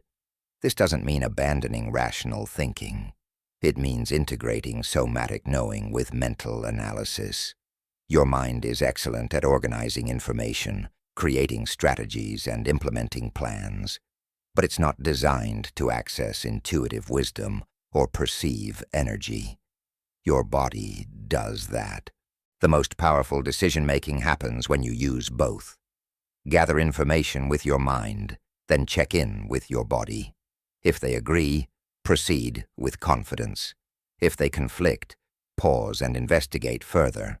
Usually what you'll discover is that your body is perceiving something your mind hasn't consciously registered yet, information that will become clear later if you're patient enough to trust the somatic wisdom. Sarah learned this integration through painful trial and error. For years, she made purely rational decisions that her body resisted and suffered the consequences. Then she overcorrected, making purely intuitive choices that lacked practical grounding, which also created problems. Finally, she discovered the power of integration. Use your mind to gather data and understand logistics, then bring that information into your body and notice the response. Her mind would say, "Here are the facts and possibilities." Her body would say, "Here's which option is aligned with your highest path." Together, mind and body, rational and intuitive, created a navigation system that was both practical and wise, grounded and inspired. The universe speaks through your body because your body is made of the same substance as the universe. Every atom in your physical form was created in stars billions of years ago. You're literally made of stardust, and that stardust remembers its cosmic origin. Your cells vibrate with the same fundamental energy that composes all matter. Your electromagnetic field mingles with the fields of everything around you. You're not separate from the quantum field. You're a localized expression of it, and your body maintains constant communication with the whole through channels science is only beginning to understand and measure. When you ignore your body's communications, you're essentially hanging up on the universe mid-conversation. When you override somatic wisdom with mental rationalization, you're choosing limited information over comprehensive intelligence. When you dismiss physical sensations as irrational, You're rejecting guidance from the most sophisticated receiver you possess. Your body is not lying to you. It's not being irrational or oversensitive. It's processing information from the field and communicating what it perceives in the only language it speaks: sensation, contraction, expansion, temperature, energy, feeling. The path forward is simple, but requires practice. Start listening. Pay attention to what your body tells you. Notice the sensations that arise in different situations, around different people, when contemplating different choices. Don't judge or analyze them. Just notice. Over time, you'll begin to recognize your body's unique language. You'll learn what expansion feels like versus contraction. You'll distinguish between fear that warns of genuine danger and fear that signals growth edges. You'll develop trust in this ancient wisdom that has kept humans alive and thriving for hundreds of thousands of years, long before we had rational minds complex enough to override it. Your body is always speaking. It's telling you who to trust and who to avoid. It's guiding you toward opportunities that serve your growth and away from traps that would harm you. It's communicating what your soul needs, what your path requires, and what your next step is. The universe uses your body as a receiver because your body is part of the universe, made from it, connected to it, inseparable from it. When you learn to listen to your body, you're learning to hear the universe speaking through the most intimate, immediate, reliable channel available to you. The wisdom of your own flesh, blood, and bones. Chapter 6. People. As messengers divine. The notification popped up on Linda's phone, a friend request from someone she hadn't thought about in 15 years. Karen, her college roommate. The one relationship from that era that had ended badly, unresolved tension still lingering in Linda's memory whenever she thought about those years. Her first instinct was to ignore it, to let the past stay buried. But something made her pause. She'd been working intensely on forgiveness, on releasing old resentments that she recognized were poisoning her present. And here, appearing seemingly out of nowhere, was the exact person she needed to forgive. Linda felt goosebumps rise on her arms. This wasn't coincidence. Karen wasn't randomly appearing in her life after 15 years of silence. The universe was sending Linda a messenger, an opportunity disguised as a person, a chance to heal what needed healing. The question was, would Linda recognize the message and accept the assignment? This is perhaps the most profound and challenging truth about how the universe communicates. Every person who enters your life is a messenger, not metaphorically, not symbolically, literally. Each individual who crosses your path, whether for 5 minutes or 50 years, carries information specifically designed for your evolution. Some come as teachers showing you what you need to learn. Some come as mirrors reflecting back what you cannot yet see in yourself.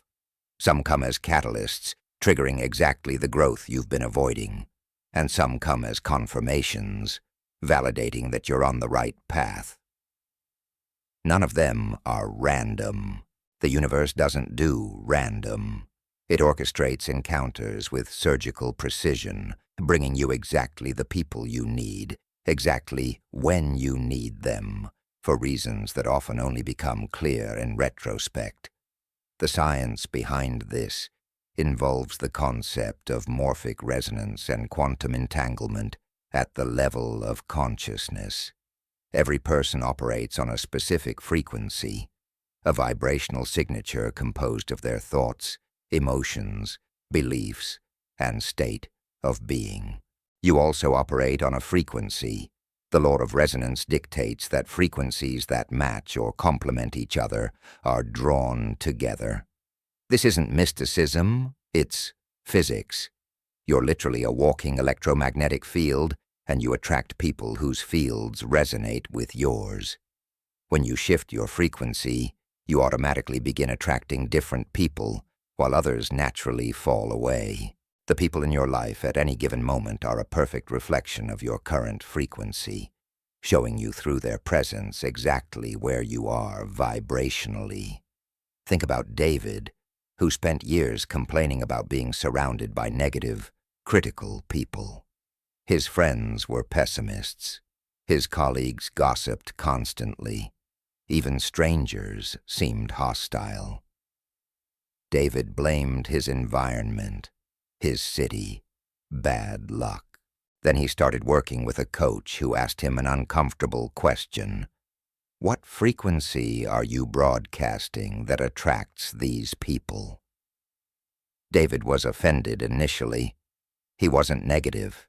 He was just realistic about how difficult life was. But as he examined his internal dialogue, he discovered a constant stream of criticism, judgment, and complaint running through his mind. He was the negative, critical person, and he was attracting mirrors of himself. When David committed to shifting his internal frequency, consciously choosing appreciation over complaint, curiosity over judgment, possibility over limitation, something remarkable happened. The negative people either changed their behavior around him or gradually disappeared from his life. New people appeared, optimistic and supportive, reflecting his new frequency. The universe had been showing him his own consciousness through the people it sent. When his consciousness changed, the messengers changed. This is the mirror principle, and it's perhaps the most powerful tool for self-awareness the universe provides. Every person you encounter, especially those who trigger strong reactions in you, is showing you something about yourself that you need to see. The person who annoys you with their arrogance is showing you where you're secretly arrogant or where you've suppressed your own confidence. The person who frustrates you with their neediness is revealing your own unmet needs or your fear of vulnerability. The person who angers you with their selfishness is pointing to where you abandon yourself to please others or where you judge your own desires as wrong. What you see in them, you carry in yourself. Otherwise, you wouldn't have such a strong reaction. Neutral traits don't trigger emotional responses. You only react powerfully to what resonates with something unresolved in your own psyche. Jennifer discovered this truth through her boss, a woman she despised for being controlling and perfectionist. Every interaction filled Jennifer with rage. She fantasized about quitting, about telling her boss exactly what she thought of her impossible standards. Then, during a therapy session exploring this hatred, Jennifer had a devastating realization. She recognized her boss's controlling perfectionism because she herself was a controlling perfectionist, just in different areas. Jennifer controlled her children's schedules obsessively, demanded perfection from herself in every task, couldn't delegate because no one could meet her standards. Her boss was a mirror, showing Jennifer a quality she hated in herself but couldn't see until it was reflected back by someone else. Once Jennifer saw this clearly, her rage transformed into compassion. Her boss was struggling with the same pattern Jennifer was. They were both prisoners of the same fear of things being out of control. Jennifer didn't need to quit her job. She needed to heal her own control issues. When she started working on that internally, her relationship with her boss completely transformed. The mirror had served its purpose. But people don't only come as mirrors of what needs healing. They also come as teachers delivering specific lessons you need to learn for your next level of growth. Sometimes these teachers are obvious mentors or coaches, but often they're disguised as difficult people, challenging relationships, or even enemies. The person who betrays you teaches you about trust and discernment. The person who abandons you teaches you about self-reliance and your own worthiness. The person who criticizes you teaches you to stop seeking external validation. These aren't pleasant lessons, but they're essential ones. The universe sends the teacher you need, not the teacher you want, and often the most profound growth comes from the most difficult encounters. Marcus learned his greatest life lesson from a business partner who cheated him out of significant money and a company they'd built together. For years, Marcus was consumed by bitterness and rage. He saw himself as the victim of a terrible person. Then, during a dark night of the soul, Marcus asked a different question. What is this person teaching me? The answer came in layers.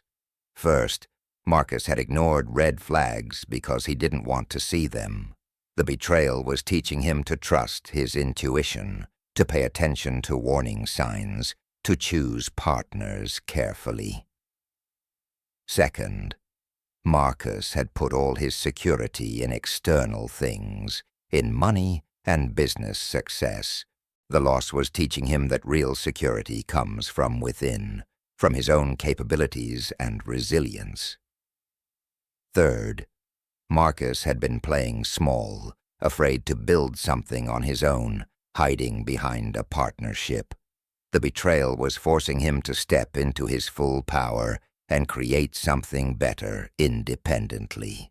Within 3 years of the betrayal, Marcus had built a more successful company, developed genuine self-confidence, and recognized that the partner who cheated him had actually been the greatest teacher of his life, delivering lessons he couldn't have learned any other way. This doesn't mean you should tolerate mistreatment or stay in harmful situations. The lesson isn't, let people hurt you. The lesson is, recognize what every person and situation is teaching you, extract the wisdom, and then make empowered choices about how to proceed. Sometimes the teaching is in leaving. Sometimes it's in setting boundaries. Sometimes it's in forgiving and releasing. But there's always a teaching, always a message, always a reason the universe orchestrated this encounter at this moment in your life. The people who appear in your life during major transitions are especially significant. When you're at a crossroads, uncertain about your next steps, pay attention to who shows up.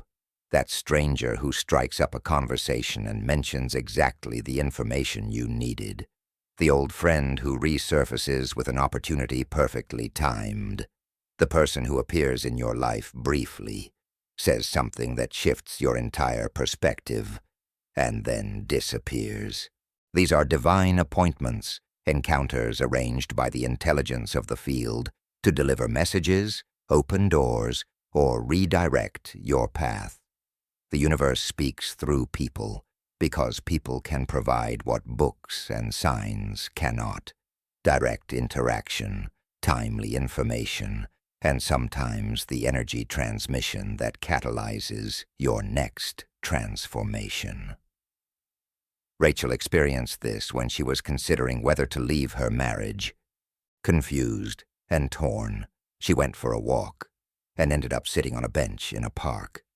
An elderly woman sat down beside her and without any prompting, began talking about her own life. She described staying in an unhappy marriage for 30 years out of fear and obligation, and the profound regret she carried for those lost decades. She looked at Rachel and said, "Don't waste your life being afraid to choose yourself." Then she stood up and walked away. Rachel never saw her again, but that encounter, which seemed like a random conversation with a chatty stranger, was the universe sending Rachel the exact message she needed through a human messenger who appeared at precisely the right moment to deliver it. This phenomenon isn't limited to positive or supportive people. Sometimes the universe sends messengers who challenge you, provoke you, or even attack you, because those experiences contain necessary information. The person who challenges your ideas is teaching you to think more deeply and defend your positions with clarity.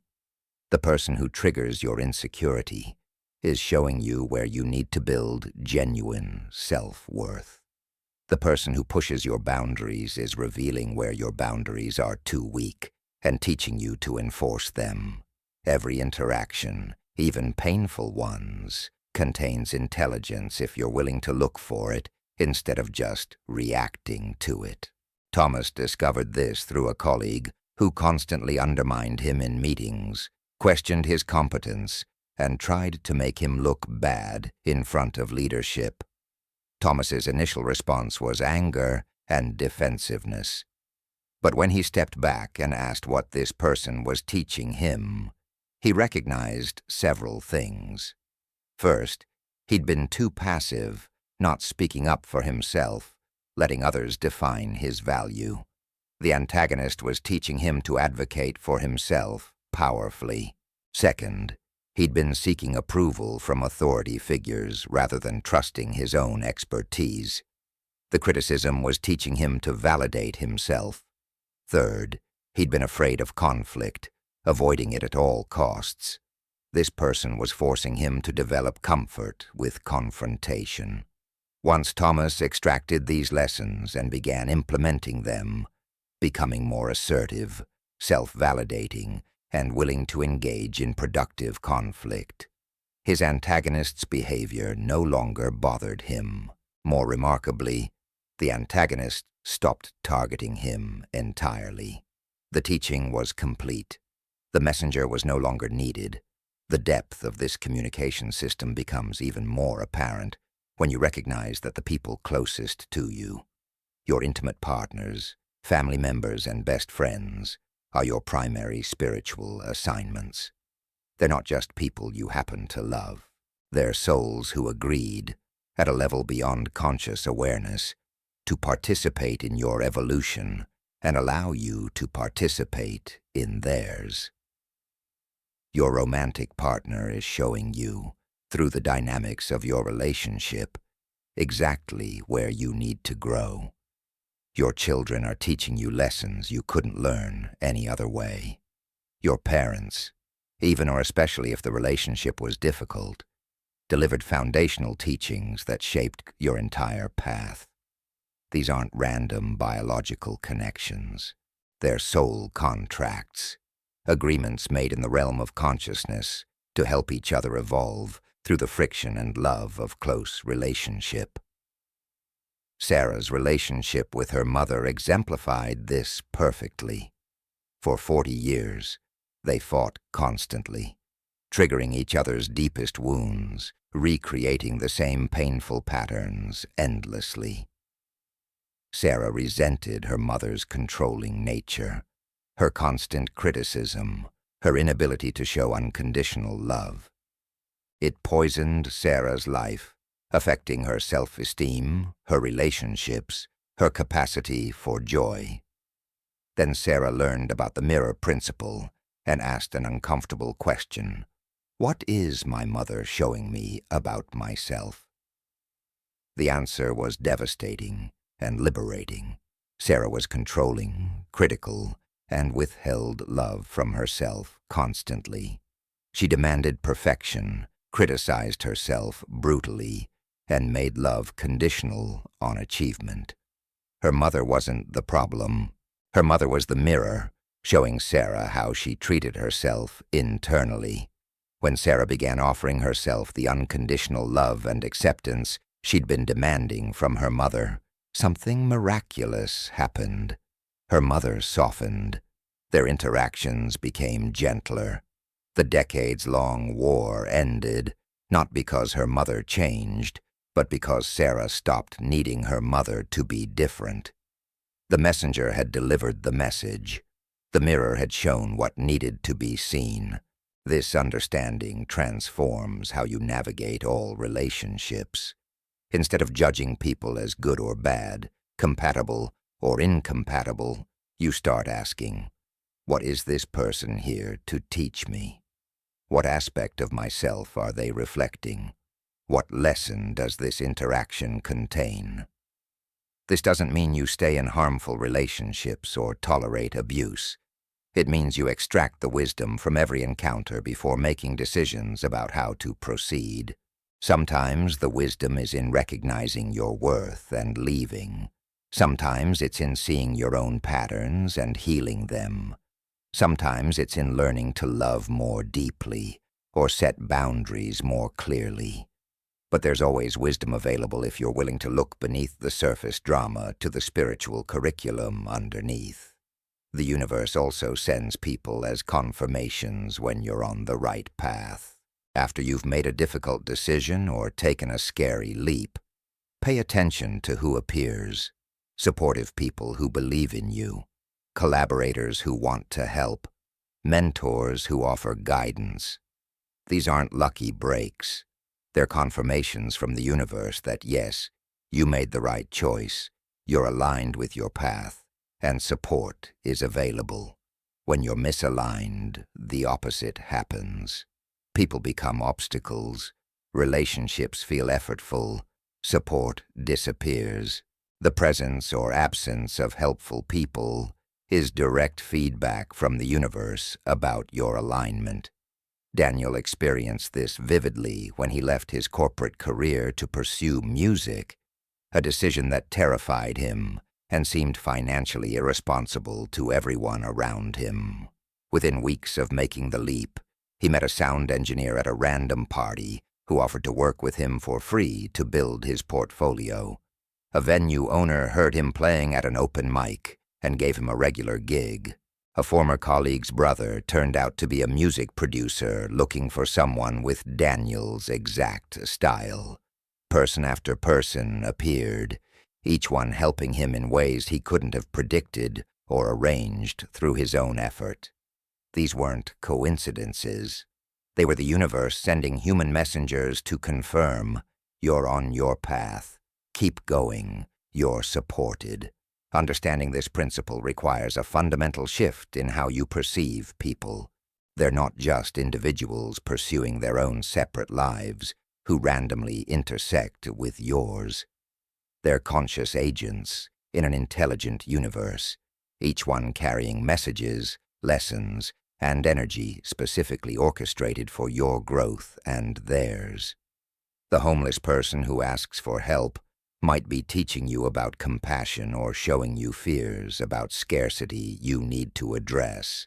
The child who looks at you with complete presence might be reminding you of the awareness you've lost in adult busyness.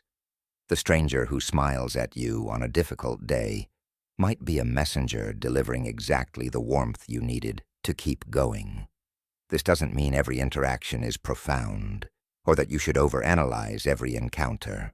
It means maintaining awareness that the universe speaks through people, and when someone triggers a strong response, delivers unexpected information, or appears during significant moments, there's likely a message worth receiving.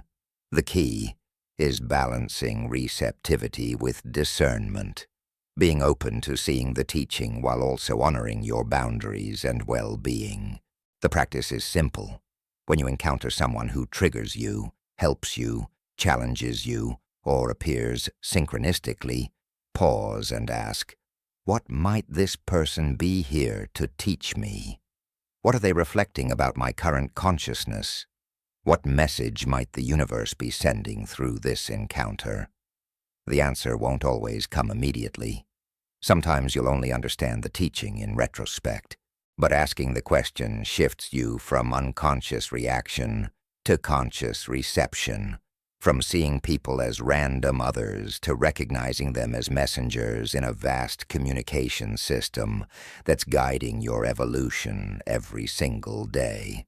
The most profound realization is this: if you're seeing it in another person, it exists in you. If you're experiencing it through relationship, it's revealing something about your relationship with yourself. If someone is delivering a message, you needed to receive it. The universe doesn't send messengers accidentally. It doesn't create encounters randomly. Every person in your life, whether they stay for a season or a lifetime, is there by divine appointment, carrying exactly what you need for your next level of awakening. When you recognize this truth and start receiving the messages instead of just reacting to the messengers, your entire relational world transforms from a series of random encounters into a perfectly orchestrated curriculum designed by an intelligence that knows exactly what you need to become, who you're meant to be. Chapter 7. Obstacles. The Redirection of the Universe. The rejection email arrived on a Friday afternoon. Elena had been certain this job was hers. The culmination of months of preparation, 3 rounds of interviews, glowing feedback at every stage. She'd already mentally moved to the new city, imagined her life in this role, told everyone it was practically a done deal. And now, this. We've decided to move forward with another candidate. Elena felt her world collapse. She spent the weekend in devastation, questioning everything, convinced the universe was punishing her, blocking her from the success she deserved.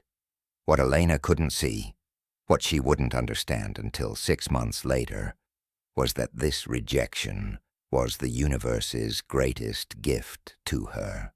That company would go through massive layoffs within 3 months. The role she'd wanted would have been eliminated. The city she'd planned to move to would have left her isolated and miserable. The universe wasn't saying no to Elena. It was saying, not that, because I have something better, but you have to trust me even when you can't see the reason yet. This is perhaps the hardest language of universal communication to accept. Obstacles, closed doors, delays, and apparent failures are not punishments or evidence that you're doing something wrong. They're intelligent redirection from a consciousness that sees the entire pattern of your life, while you can only see the current moment. The universe operates with a perspective you don't have access to. It perceives timelines, consequences, and connections that are invisible to your limited vantage point. When it blocks a path you wanted to take, it's not being cruel or withholding. It's protecting you from something harmful or redirecting you toward something better, even when that protection or redirection feels like loss in the moment. The challenge is that we've been conditioned to interpret obstacles as evidence of failure, as signs we should give up, as proof we're not meant for success. This conditioning creates enormous suffering because we fight against the very guidance designed to serve us. We push harder against closed doors instead of asking why they're closed. We force paths that create resistance instead of noticing the resistance as communication. We interpret every no as rejection instead of recognizing it as protection or redirection. The universe isn't against you when obstacles appear. It's for you in ways you cannot yet comprehend, using obstacles as course corrections to keep you aligned with your highest path. Think about Michael, who applied to medical school 3 times and was rejected each time. For years, he saw this as failure, as evidence he wasn't smart enough or good enough. He fought depression and shame, convinced his life was ruined because the path he'd chosen since childhood was blocked. Then, out of necessity, he took a job as a paramedic while figuring out his next move. Within months, he discovered he loved emergency medicine in ways he'd never loved the idea of being a doctor. The immediate hands-on care, the adrenaline, the direct impact on people's lives in crisis. He realized that what he actually wanted wasn't the status of being a physician. It was the feeling of helping people in acute situations. If medical school had accepted him, he would have spent years in training he hated, accumulated massive debt, and ended up in a profession that didn't actually fulfill him. The closed door to medical school was the universe, saying, "Your vision is too small. I have something that will actually make you happy. But you won't discover it if I let you keep pursuing what you think you want." 10 years later, Michael runs an innovative emergency response program and wakes up every day grateful for those 3 rejections that felt like death at the time, but were actually the redirection that saved his life. This is the mechanics of how obstacles serve you. They prevent you from investing time, energy, and resources into paths that would ultimately harm you or keep you from your true purpose. The relationship that ends before you get too entangled saves you from years of incompatibility and heartbreak. The business deal that falls through protects you from a partnership that would have destroyed your finances or reputation. The move that doesn't happen keeps you from leaving a network of support you'll desperately need in the coming year. The universe has information you don't have. It sees around corners you cannot yet perceive. When it blocks something you want, it's acting on superior information, and your job is to trust the intelligence of the field, even when you can't understand its reasoning yet.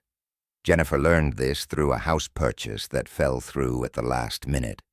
She'd found what she thought was her dream home, made an offer, had it accepted, gone through inspections, and was days from closing when the seller suddenly backed out with no explanation. Jennifer was devastated and furious. She'd already packed, given notice on her apartment, made plans for the new neighborhood. The obstacle felt malicious and unfair. 6 weeks later, the perfect house appeared in a different neighborhood she'd never considered. Better layout, better price, and as she soon discovered, a community of people who would become her closest friends and support system through a health crisis she didn't yet know was coming. The first house had been in an isolated area where she would have been alone during that crisis. The universe had blocked the first purchase not to deprive her, but to position her exactly where she needed to be for what was coming. The obstacle was protection, disguised as disappointment. The quantum physics perspective on this is illuminating. In the field of all possibilities, multiple timelines exist simultaneously. Every choice you make collapses certain possibilities while opening others. The universe, existing beyond linear time, can perceive the probable outcomes of various paths.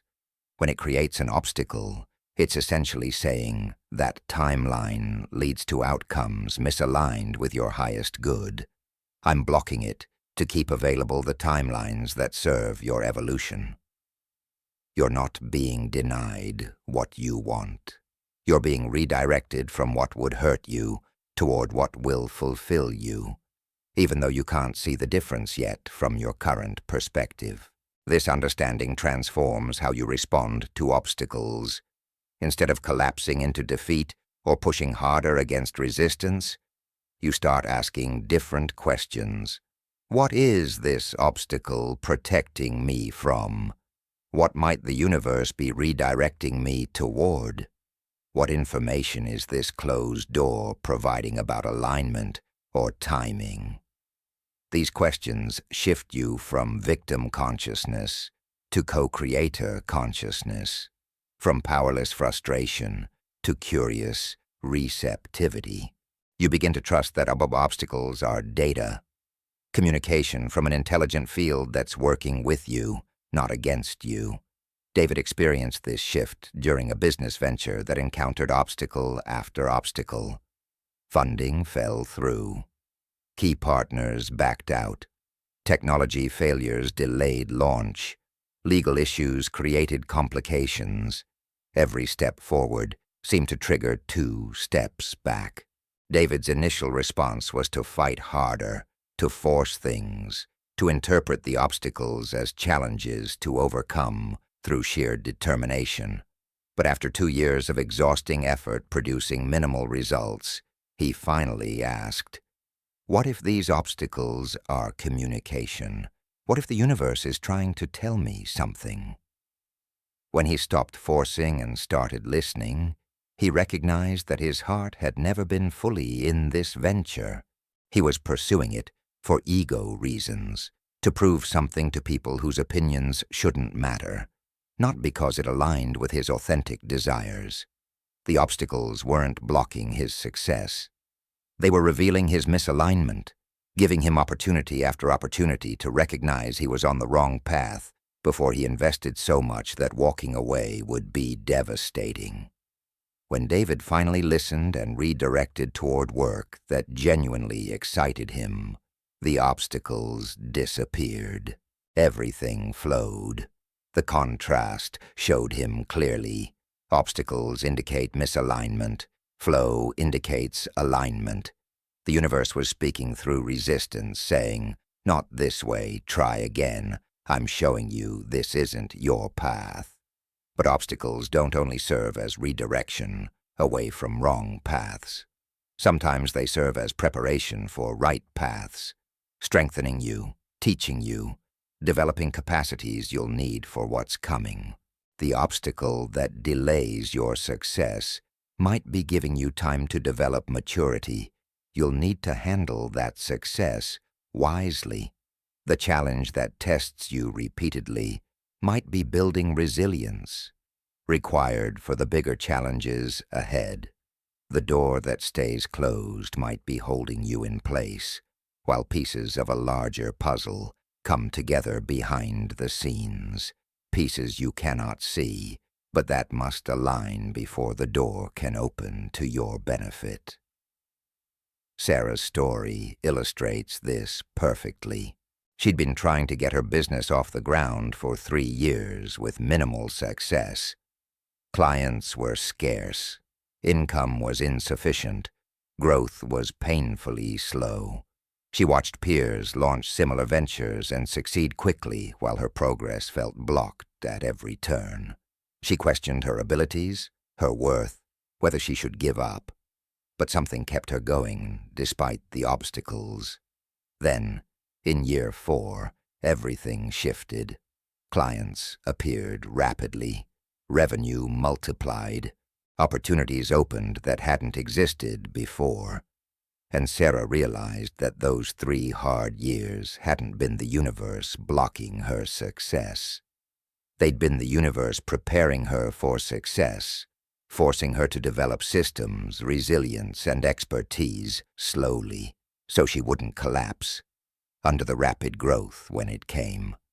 Her peers who succeeded quickly often burned out or couldn't sustain their success because they hadn't built proper foundations. Sarah's slow, obstacle-filled beginning had created a foundation strong enough to support the exponential growth that followed. The obstacles were preparation disguised as delay. The spiritual teaching here challenges our cultural conditioning around obstacles. We're taught that success should come easily, that if you're on the right path, everything should flow effortlessly, that obstacles mean you're doing something wrong. This is dangerously incomplete. Sometimes obstacles mean you're misaligned and need to redirect, but sometimes obstacles mean you're exactly where you need to be, being strengthened and prepared, and the requirement is persistence through difficulty rather than abandonment of the path. Discernment between these 2 scenarios comes through feeling into your body and soul.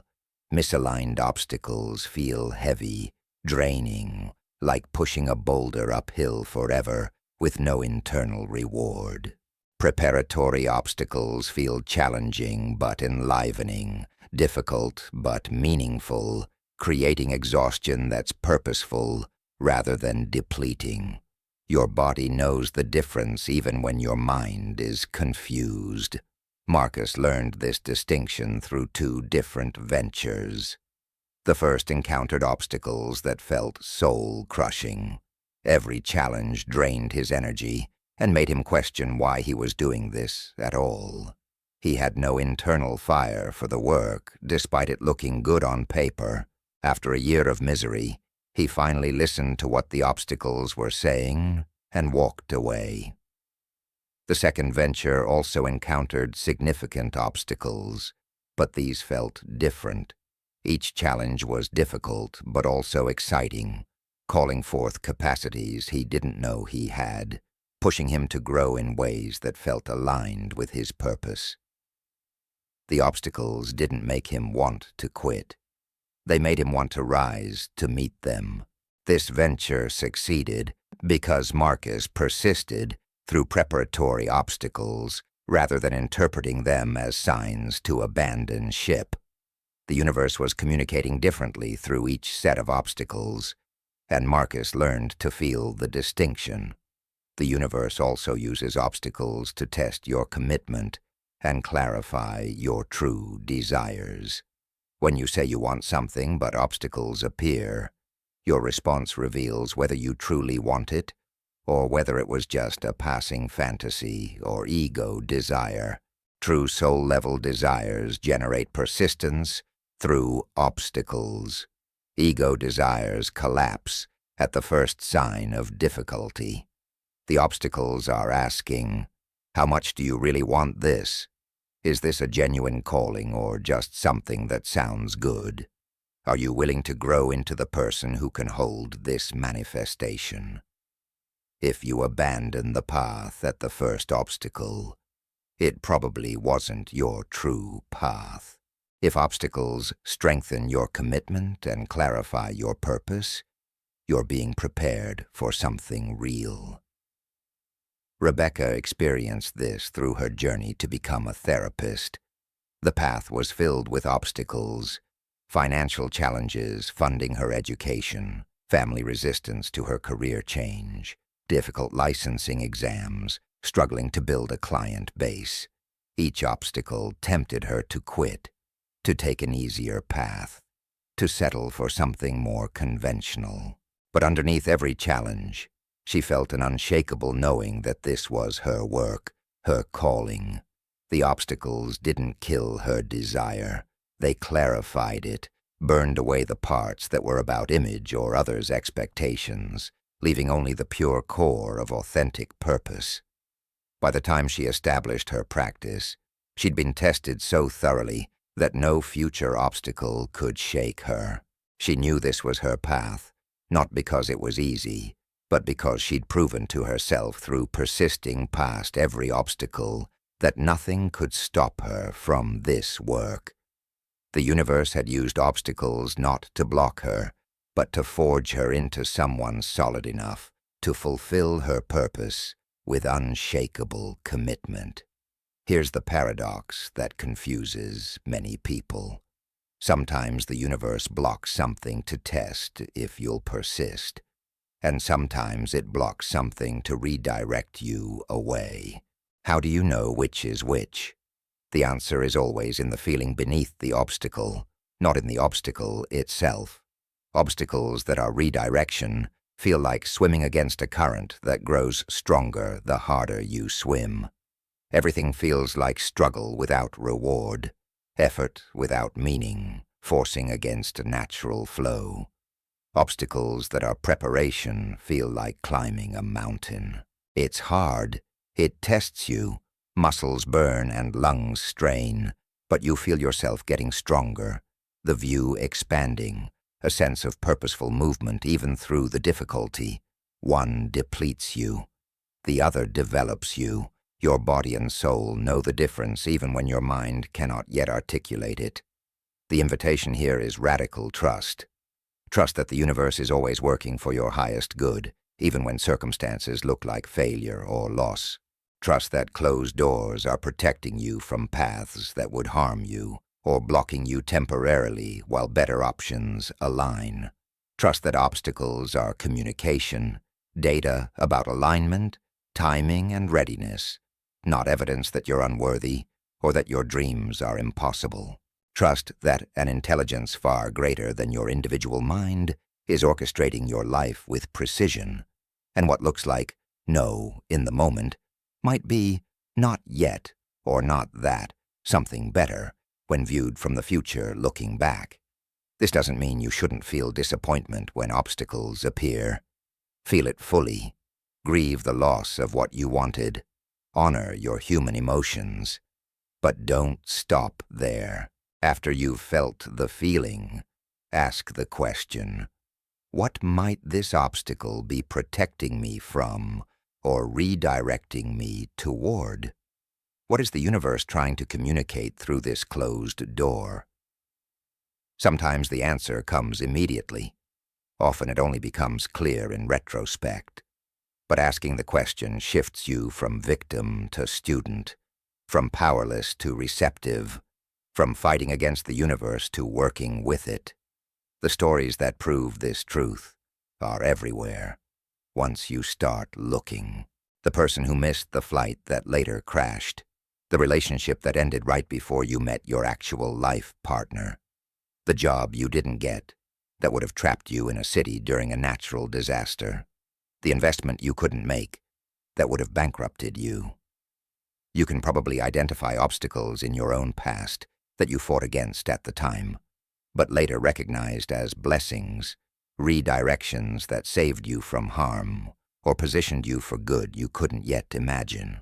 Every obstacle that later revealed itself as protection or redirection is evidence that the universe sees what you cannot and intervenes with love, even when that intervention feels like loss in the moment. The practice moving forward is threefold. First, when you encounter an obstacle, feel your feelings without judgment, acknowledging the disappointment or frustration as valid human response.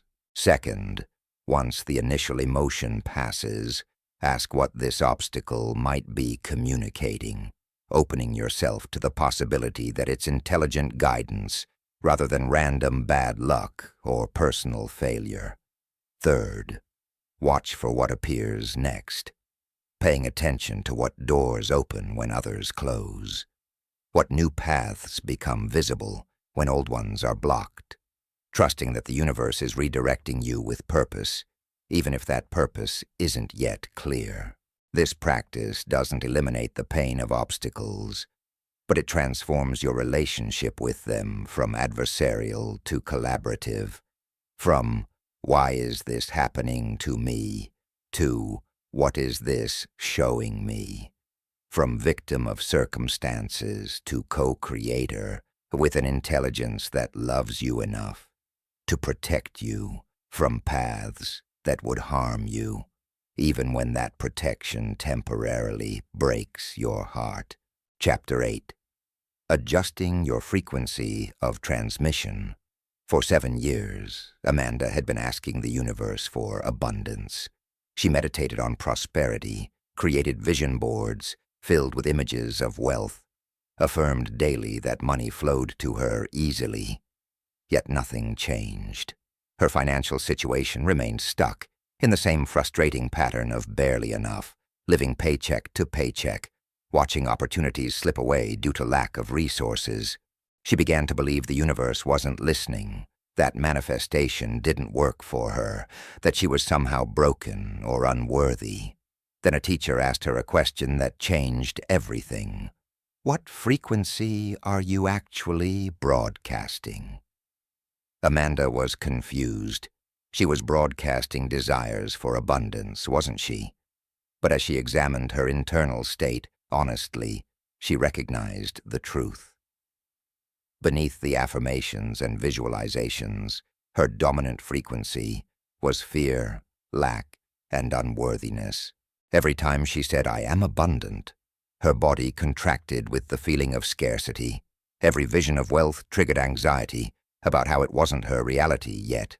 She was broadcasting lack while asking for abundance, sending mixed signals, and the universe was responding to her actual frequency, not her stated desires. This is the crucial understanding that transforms your ability to communicate with the universe. You're always transmitting, and the universe is always responding, but it responds to your frequency, not your words. Your frequency is the combination of your dominant thoughts, emotions, beliefs, and state of being. It's the energetic signature you emit through your electromagnetic field, the vibrational tone of your consciousness. Every thought you think, every emotion you feel, every belief you hold, is a broadcast into the quantum field.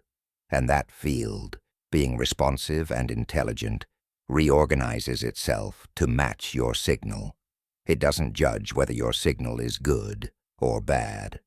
It simply says, "You're broadcasting this frequency, so I'll send you experiences that match it."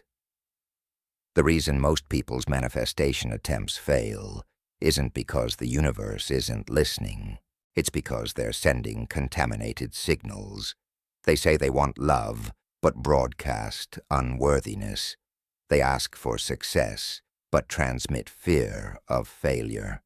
They desire health, but emit frequencies of stress and self-neglect. They want abundance, but vibrate at the frequency of scarcity and resentment. The universe isn't ignoring these requests. It's responding precisely to the actual signal being sent, which is usually opposite to the conscious desire. Your words and conscious intentions are only a tiny fraction of what you're broadcasting. Your subconscious beliefs, habitual emotions, and dominant states of being are the real transmission, and that's what the universe hears and responds to. Think about Daniel, who desperately wanted a loving relationship. He did everything right according to manifestation teachings, wrote lists of desired qualities in a partner, visualized being in love, affirmed he was ready for a relationship. But underneath these practices, Daniel's core belief was, "People always leave me." This belief, installed by childhood abandonment and reinforced by adult heartbreaks, broadcasted constantly at a level deeper than his conscious affirmations. So what showed up? People who left him, not because the universe was punishing him or because manifestation doesn't work, but because the universe was precisely responding to his dominant signal. His subconscious belief was broadcasting, "Send me people who leave," louder than his conscious desire was broadcasting, "Send me lasting love." The field responded to the stronger signal.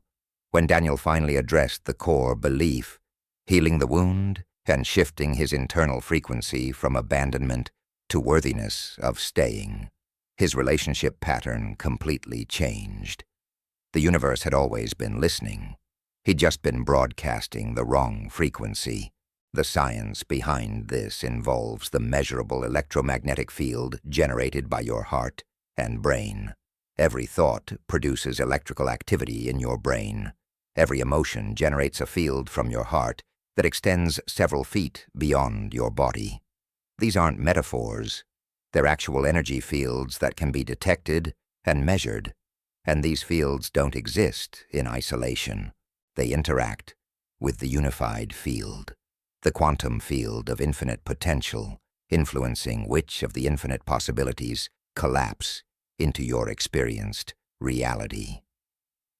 When you maintain a coherent frequency, meaning your thoughts, emotions, and beliefs are aligned and consistent, you send a clear signal to the field. When your frequency is incoherent, with thoughts saying one thing while emotions say another, and beliefs contradict both, you send a confused signal. The universe can only respond to confused signals with confused results. Dr. Joe Dispenza's research demonstrates this precisely. Using brain scans and heart monitors, he's shown that when people achieve coherence between their thoughts and elevated emotions during meditation, generating the feeling of their desired reality as if it's already true, they produce dramatic changes in their electromagnetic field. This coherent signal ripples through the quantum field, and measurable synchronicities begin appearing in their lives within days or weeks. They're not thinking positively and hoping for the best. They're literally changing their broadcast frequency, and the universe is responding to the new signal by reorganizing matter and circumstances to match it. This understanding means you have enormous power, but also enormous responsibility. You cannot blame the universe for your results when you're the one controlling the broadcast.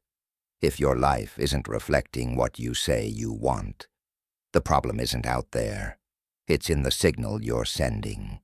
The life you're experiencing is a perfect match to the frequency you're transmitting.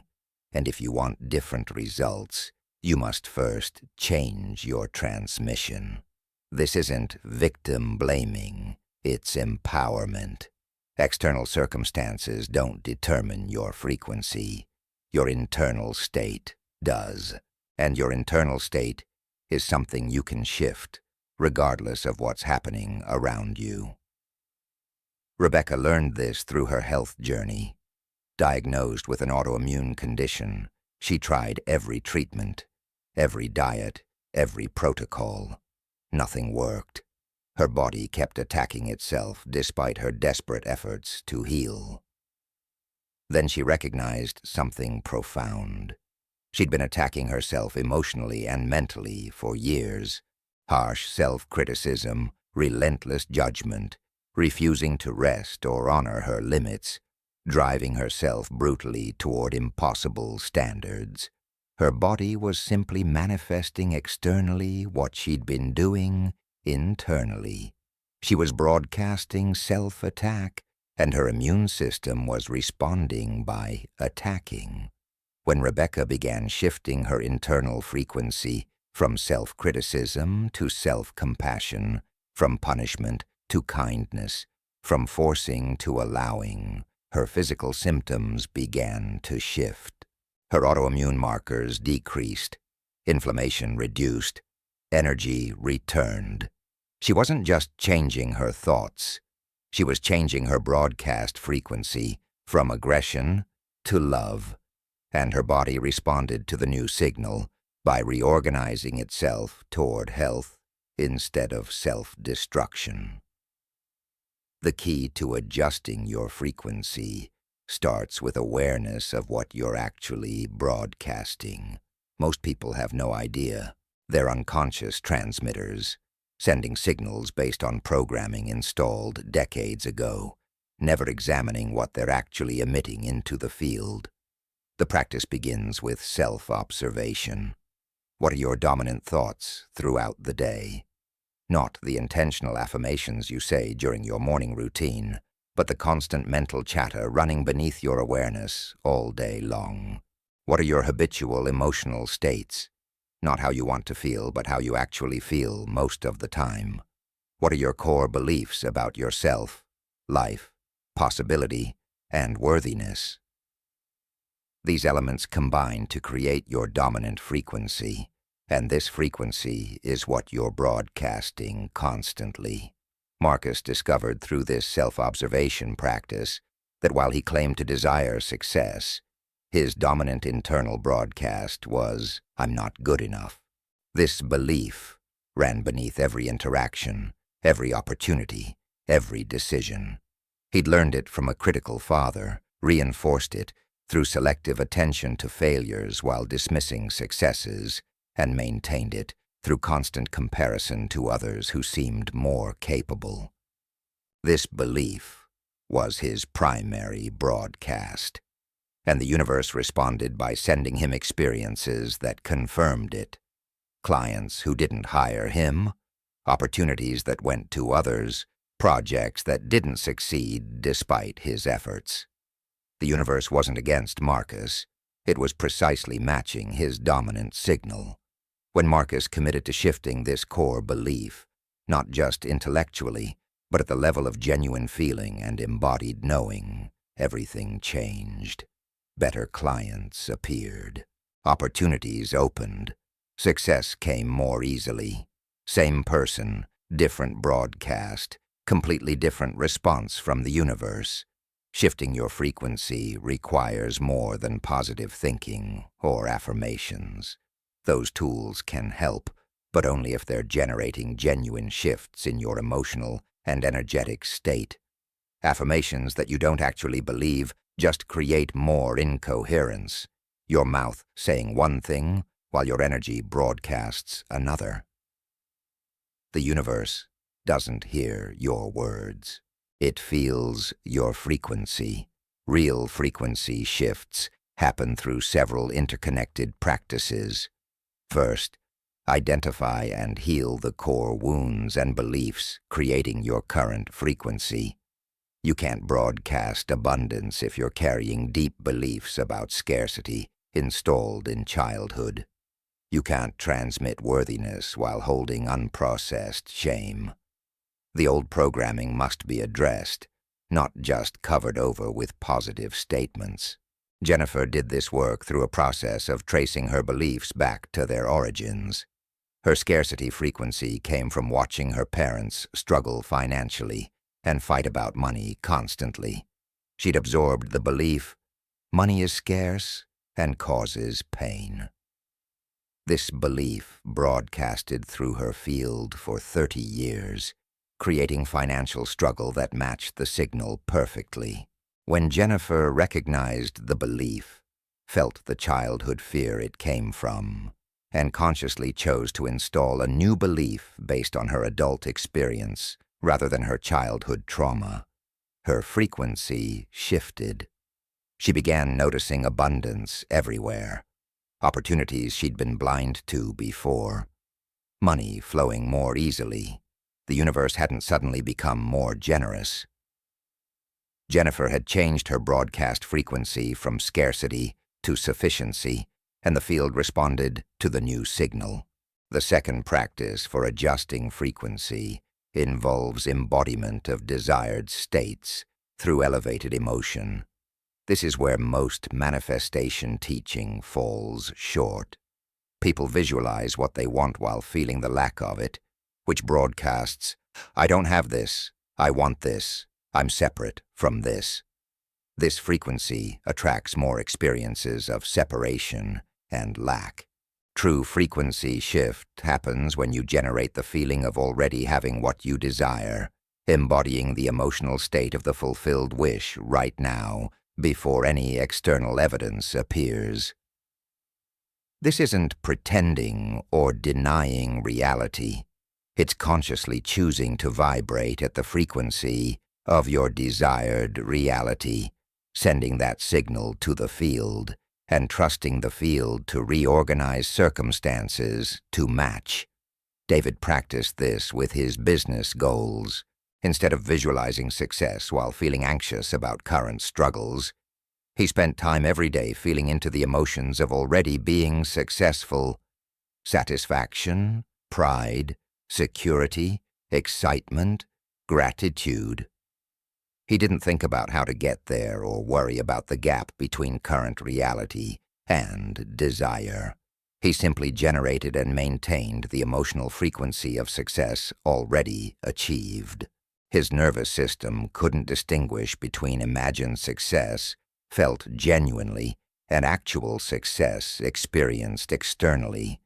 So he was broadcasting the frequency of success, and the universe responded by opening pathways, bringing opportunities, arranging synchronicities that moved him toward the reality that matched his broadcast. Within 6 months, his business transformed completely, not through strategy or effort, but through alignment of his frequency with his desired outcome. The third practice is monitoring and adjusting your frequency throughout the day, through awareness of your emotional guidance system. Your emotions are your frequency indicators, telling you moment by moment what signal you're broadcasting. When you feel appreciation, joy, love, or excitement, you're vibrating at high frequencies that attract positive experiences. When you feel fear, anger, shame, or resentment, you're vibrating at lower frequencies that attract challenging experiences. The universe doesn't judge these frequencies as good or bad. It simply matches them. If you want to know what you've been broadcasting, look at what you've been receiving. Your life is the universe's response to your signal. This doesn't mean you should suppress negative emotions. That creates more problems. It means you should feel emotions fully, process them, and then consciously choose to shift back to higher frequencies rather than dwelling in lower ones indefinitely. Sarah learned to treat her emotions like a radio dial. When she noticed herself stuck in fear or resentment, she'd acknowledge the feeling, let herself experience it without judgment, and then consciously tune to a different frequency by finding something to appreciate, recalling a joyful memory, or connecting with her breath and body to return to presence. She wasn't denying reality or bypassing difficulty. She was refusing to broadcast frequencies that would attract more of what she didn't want. The fourth practice is purifying your signal by eliminating mixed messages. You cannot broadcast abundance and scarcity simultaneously and expect clear results. You cannot transmit trust and fear in the same moment and receive coherent responses. The universe responds to your dominant frequency, and when frequencies are mixed, your dominant one is usually the one carrying the most emotional charge, which is often the negative one, because fear is more emotionally activating than trust. This is why people can affirm success all day, but if underneath they're terrified of failure, fear is the dominant broadcast, and the universe responds accordingly. Thomas discovered he'd been sending massively mixed signals around relationships. He'd say he wanted partnership, but broadcast, "I'm fine alone, I don't need anyone." He'd visualize intimacy, but feel safer keeping people at distance. He'd think about love, but feel terrified of vulnerability. These mixed signals created confused results. People who were interested but not available, connections that started promising but fizzled, opportunities for relationship that somehow never quite materialized. When Thomas cleaned up his signal by getting honest about his fear, addressing the wounds that made vulnerability feel dangerous, and broadcasting a clear frequency of openness to real intimacy, rather than mixed messages about wanting it, but also being fine without it, the right person appeared within weeks. The universe had been receiving his confused broadcast and responding with confused results. A clear signal received a clear response. The practice of frequency adjustment isn't a one-time event.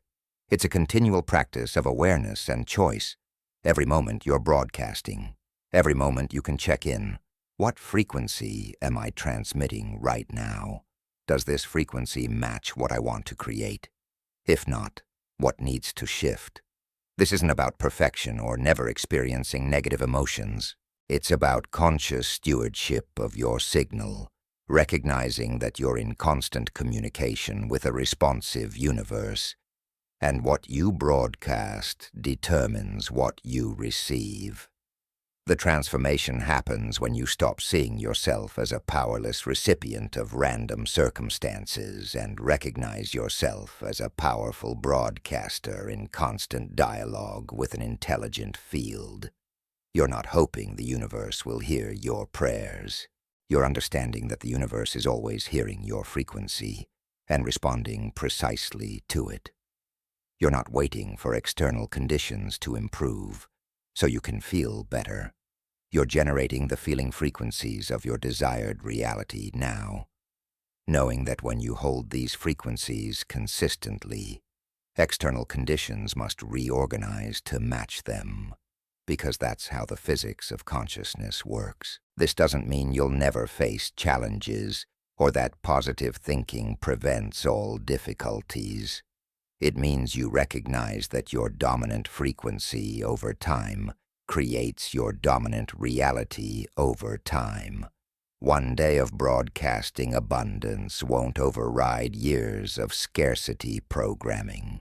But consistent practice, genuine frequency shifts, and maintenance of elevated states over time will absolutely transform your life. Because the universe is always listening, always responding, always matching your signal with precision. You've been broadcasting your entire life. The question is, Have you been doing it consciously or unconsciously? Have you been sending clear signals or mixed messages? Have you been maintaining frequencies that match your desires or defaulting to frequencies that match your fears? The power is yours. The universe isn't withholding. It's responding. And when you understand that communication with the universe isn't about asking for things, it's about adjusting your frequency to match what you desire, everything changes. You stop being a beggar, hoping for divine favor. You become a conscious transmitter, deliberately adjusting your signal, maintaining elevated frequencies, broadcasting the emotional and energetic signature of your desired reality, and watching the universe respond by reorganizing itself to match your transmission. This is the secret that ancient masters knew and quantum physics now confirms. You don't get what you want, you get what you are. Change what you are by changing your frequency, and what you experience must change to match, because the universe is always listening, always responding, always perfectly attuned to the signal you're sending. Chapter 9. The Art of Asking. Questions to the Universe. At midnight, sitting alone in her apartment after another devastating day, Claire did something she'd never done before. Instead of complaining, analyzing, or trying to figure everything out with her rational mind, she simply asked the universe a question, out loud, with genuine openness and no attachment to how the answer might come. She said, "What do I need to understand about this situation that I'm not seeing?" Then she went to bed, releasing the question completely, trusting that an answer would come. The next morning, scrolling through her phone while drinking coffee, she opened a podcast she'd never listened to before. Drawn by an inexplicable pull, within 3 minutes, the host said a sentence that made Claire's entire body light up with recognition. Sometimes the thing you're fighting hardest to control is the exact thing you need to surrender completely. In that moment, Claire understood. She'd been trying to force a relationship that needed to end, control a situation that required release, manipulate an outcome that was blocking her from something better. The universe had heard her question and answered it through a random podcast, delivering the exact insight she needed in less than 12 hours. This is the power of asking the universe questions instead of making demands or passive wishes. Questions open channels. They create space for intelligence beyond your own to provide guidance. They shift you from, "I want this specific thing to happen," to, "Show me what I need to know, what I need to see, what serves my highest good." Questions acknowledge that you don't have all the information, that there's a larger intelligence that perceives patterns you cannot, and that you're willing to receive wisdom that might challenge your current understanding. When you ask the universe a genuine question with true openness to receiving whatever answer comes, you activate a communication channel that's far more sophisticated than simple manifestation requests. The difference between asking and demanding is profound. Demands come from ego, from the limited perspective that thinks it knows exactly what it needs. Universe, give me this job. Make this person love me. Send me money now. These aren't questions. They're orders based on the assumption that your conscious mind has identified the correct solution to your situation. But your conscious mind operates with incomplete information. It can only see a tiny fraction of the whole picture. The universe, connected to all information across time and space, perceives connections and possibilities you cannot. When you demand specific outcomes, you're essentially telling infinite intelligence to conform to finite understanding. When you ask questions, you're inviting infinite intelligence to show you perspectives, solutions, and possibilities beyond your current perception. Think about Michael, who spent 2 years demanding that the universe make his business succeed. He was specific. He needed X amount of revenue, Y number of clients, success by a particular timeline. When these specific demands weren't met, he felt abandoned and betrayed. Then, exhausted by forcing and failing, he changed his approach. Instead of demanding specific outcomes, he asked, "What is my business trying to teach me? What am I missing that would allow things to flow? What do I need to let go of or embrace?" Within days of asking these questions genuinely, insights began arriving. He realized he'd been pursuing a business model that looked impressive, but didn't align with his actual skills and passions. He recognized he'd been copying others' strategies instead of trusting his unique approach. He saw how his attachment to appearing successful was preventing actual success.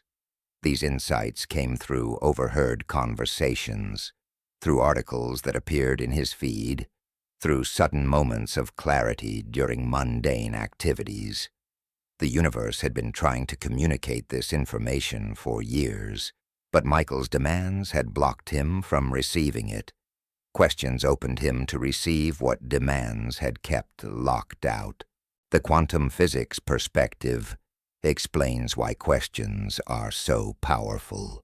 When you ask a genuine question, you create what's called a collapsing of possibilities.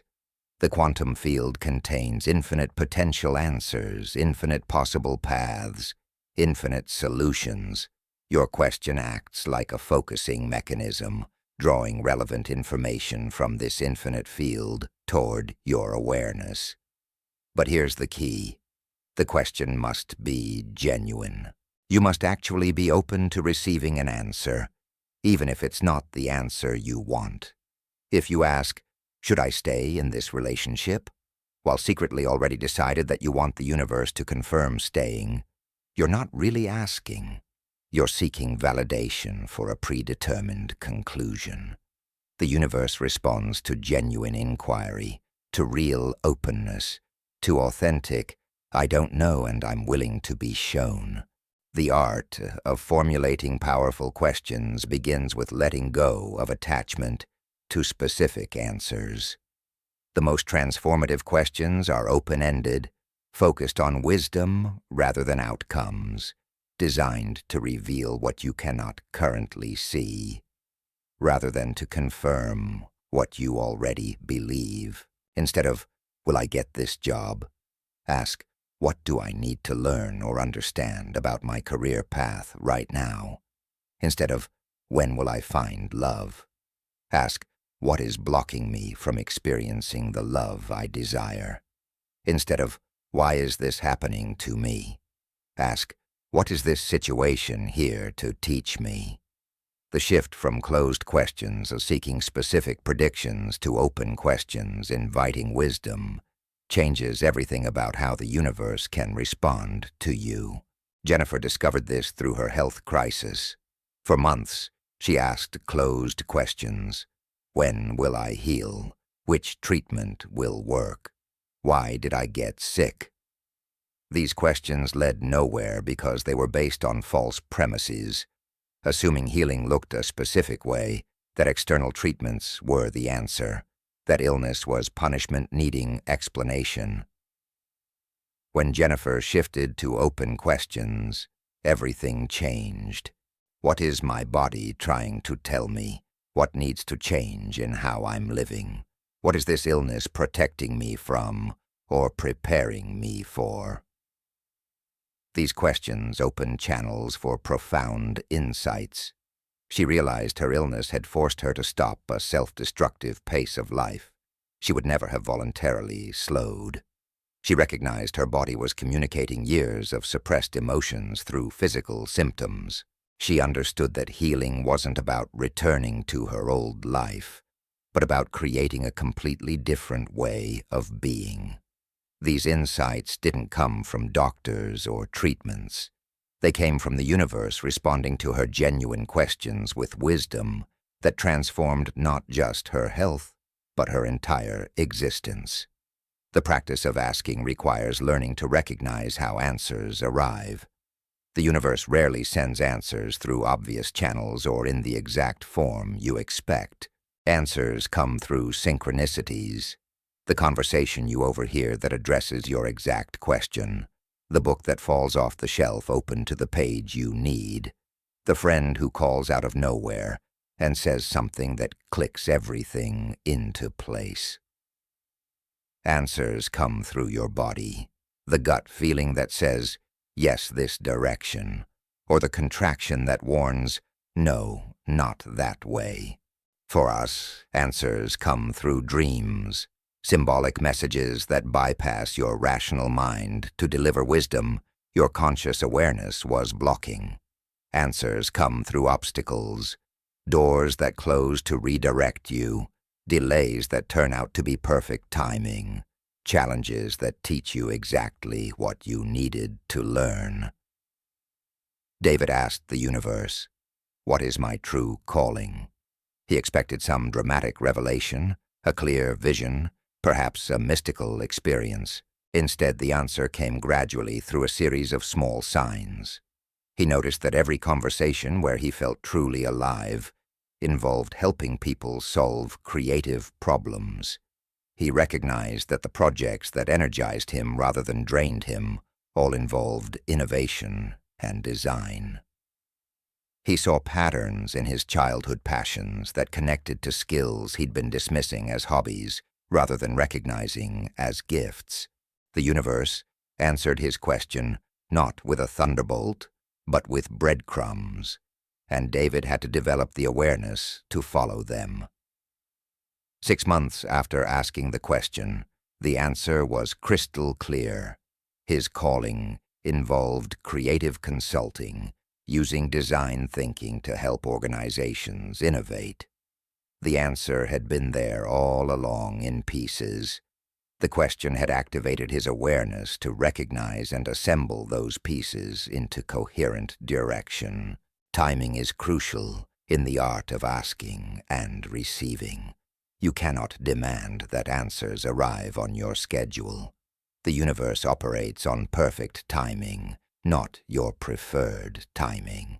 When you ask a question, you must then enter a state of receptive patience, trusting that the answer will come when you're ready to receive it, when circumstances align to support its implementation, when the information exists that you need in order to understand it. Forcing answers through anxiety or impatience closes the channel. Relaxed openness keeps it flowing. This doesn't mean passive waiting. It means active receptivity, asking the question clearly, then going about your life with heightened awareness, noticing what appears, following threads of synchronicity, remaining open to answers arriving through unexpected channels. Sarah asked, "What is the next step for my business?" Then spent weeks anxiously checking her email for opportunities, forcing meetings, pushing for answers. Nothing productive emerged. Exhausted, she finally let go, telling the universe, "I trust you'll show me when I need to know." 2 days later, while walking her dog in a park she rarely visited, she struck up a conversation with another dog owner who turned out to be exactly the mentor she needed, with connections to opportunities she couldn't have imagined. The answer had been waiting for her to relax her grip, to trust the intelligence of the field, to stop forcing and start allowing. The universe had heard her question immediately, but her anxiety had blocked her from receiving the answer until she shifted into receptive openness. The sophistication of asking involves understanding that different types of questions activate different types of responses. Questions about direction and purpose activate guidance through synchronicities and opportunities. What is my next step? Where should I focus my energy? These questions are answered through doors that open, people who appear, circumstances that align to show you the way forward. Questions about understanding and wisdom activate insight through contemplation, downloads, and sudden clarity. What do I need to understand about this? What am I not seeing? These questions are answered through aha moments, through information that arrives precisely when you're ready to integrate it, through perspectives that shift how you see everything. Questions about healing and release activate transformation through challenges that force growth. What do I need to let go of? What wound needs healing? These questions are answered through situations that bring old patterns to the surface for resolution, through catalytic encounters that trigger exactly what needs to be felt and released. Marcus learned to calibrate his questions to what he actually needed. When he was confused about direction, he asked practical questions. What action aligns with my highest path right now? When he was stuck in old patterns, he asked healing questions. What belief is creating this pattern, and what needs to shift? When he needed understanding, he asked wisdom questions. What is the lesson here? What is this situation teaching me? Different questions activated different types of universal response, and Marcus became skillful at asking the right type of question for his current need, rather than asking the same question repeatedly when it wasn't producing useful answers. The power of questions also lies in their ability to shift you from victim to creator consciousness. Why is this happening to me? Keeps you in victim mode, implying that life is being done to you by external forces. What is this here to teach me? Shifts you to student consciousness, recognizing that every experience contains wisdom. How can I use this for my growth? Moves you to creator consciousness, understanding that you can transform any situation into fuel for your evolution. The questions you ask the universe reveal and shape your fundamental relationship with life itself. Victim questions receive victim answers that reinforce powerlessness. Creator questions receive creator answers that reveal your power and agency. Rebecca transformed her entire life by changing one habitual question. For years, when challenges appeared, she asked, "Why does everything bad happen to me?" This question reinforced a victim identity and attracted evidence of being targeted by misfortune. Then she consciously replaced it with, "What is this situation making possible that wouldn't exist without it?" Same challenges, completely different question, radically different answers.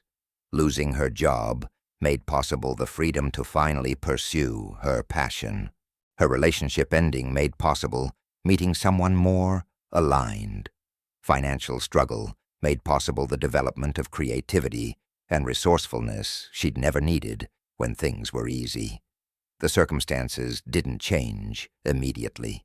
Her interpretation of them transformed instantly because she was asking different questions that activated different perceptions and possibilities.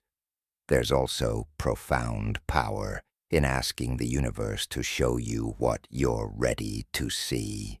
Sometimes you're not ready for complete truth or total clarity. Receiving too much too soon can overwhelm your nervous system or exceed your current capacity to integrate. The universe knows this. When you ask, "Show me what I'm ready to understand now about this situation," you're acknowledging that revelation comes in stages, that wisdom is delivered in doses you can handle, that there's intelligence in gradual unfolding rather than instant exposure to everything.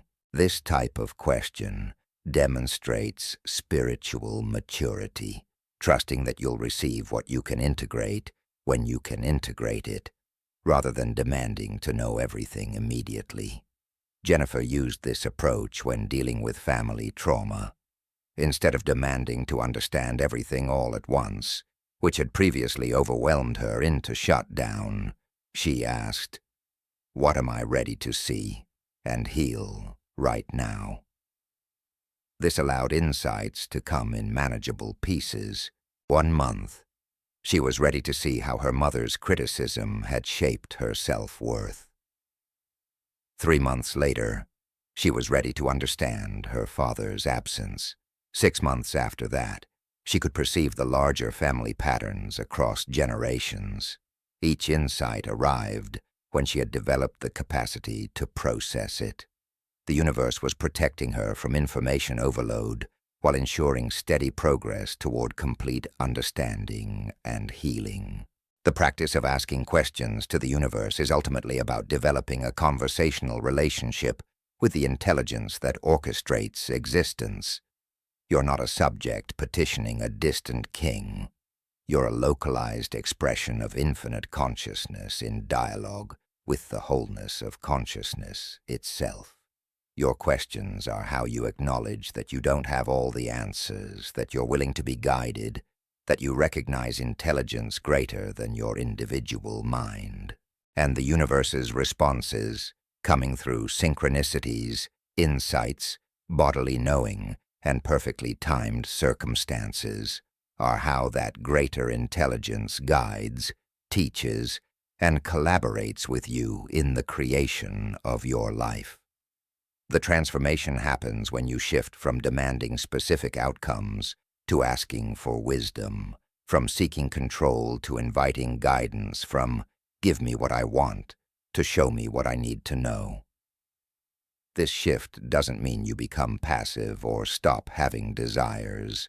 It means you hold your desires lightly while remaining radically open to how those desires might be fulfilled in ways you couldn't have imagined, or to discovering that what you thought you wanted isn't actually what would serve you, or to recognizing that the path to your desires requires different steps than you'd assumed. Questions create flexibility. Demands create rigidity. The universe can work with your flexibility to create outcomes beyond your current imagination. Rigidity limits possibility to what your conscious mind can currently conceive. The invitation is to become a masterful asker, someone who knows how to formulate questions that open rather than close, that invite wisdom rather than seek validation, that create space for the universe to reveal what you cannot currently see. Start today with one genuine question about something you're genuinely unsure about. Ask it out loud or write it down. Release all attachment to when or how the answer will come.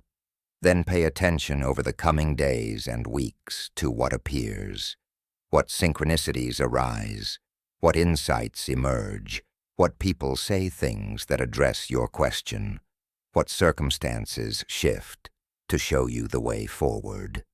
The universe is always ready to answer. The only question is, are you asking questions worth answering? And are you receptive enough to recognize the answers when they arrive? Chapter 10. Living in Dialogue, Constant with the Cosmos. The morning Rachel woke up and realized she was living in constant conversation with the universe. Nothing dramatic had happened. There was no lightning bolt, no mystical experience, no sudden enlightenment. She simply opened her eyes, noticed the pattern of sunlight on her ceiling, felt an inexplicable wave of gratitude, and thought, "Thank you." Then she heard birds singing outside her window and recognized it not as background noise but as part of the symphony of existence, acknowledging her presence. Getting ready for her day, she asked silently, "What wants to happen through me today?" and felt a subtle pull toward calling her sister, something she'd been avoiding for weeks. She followed the impulse, and the conversation led to a healing they both desperately needed.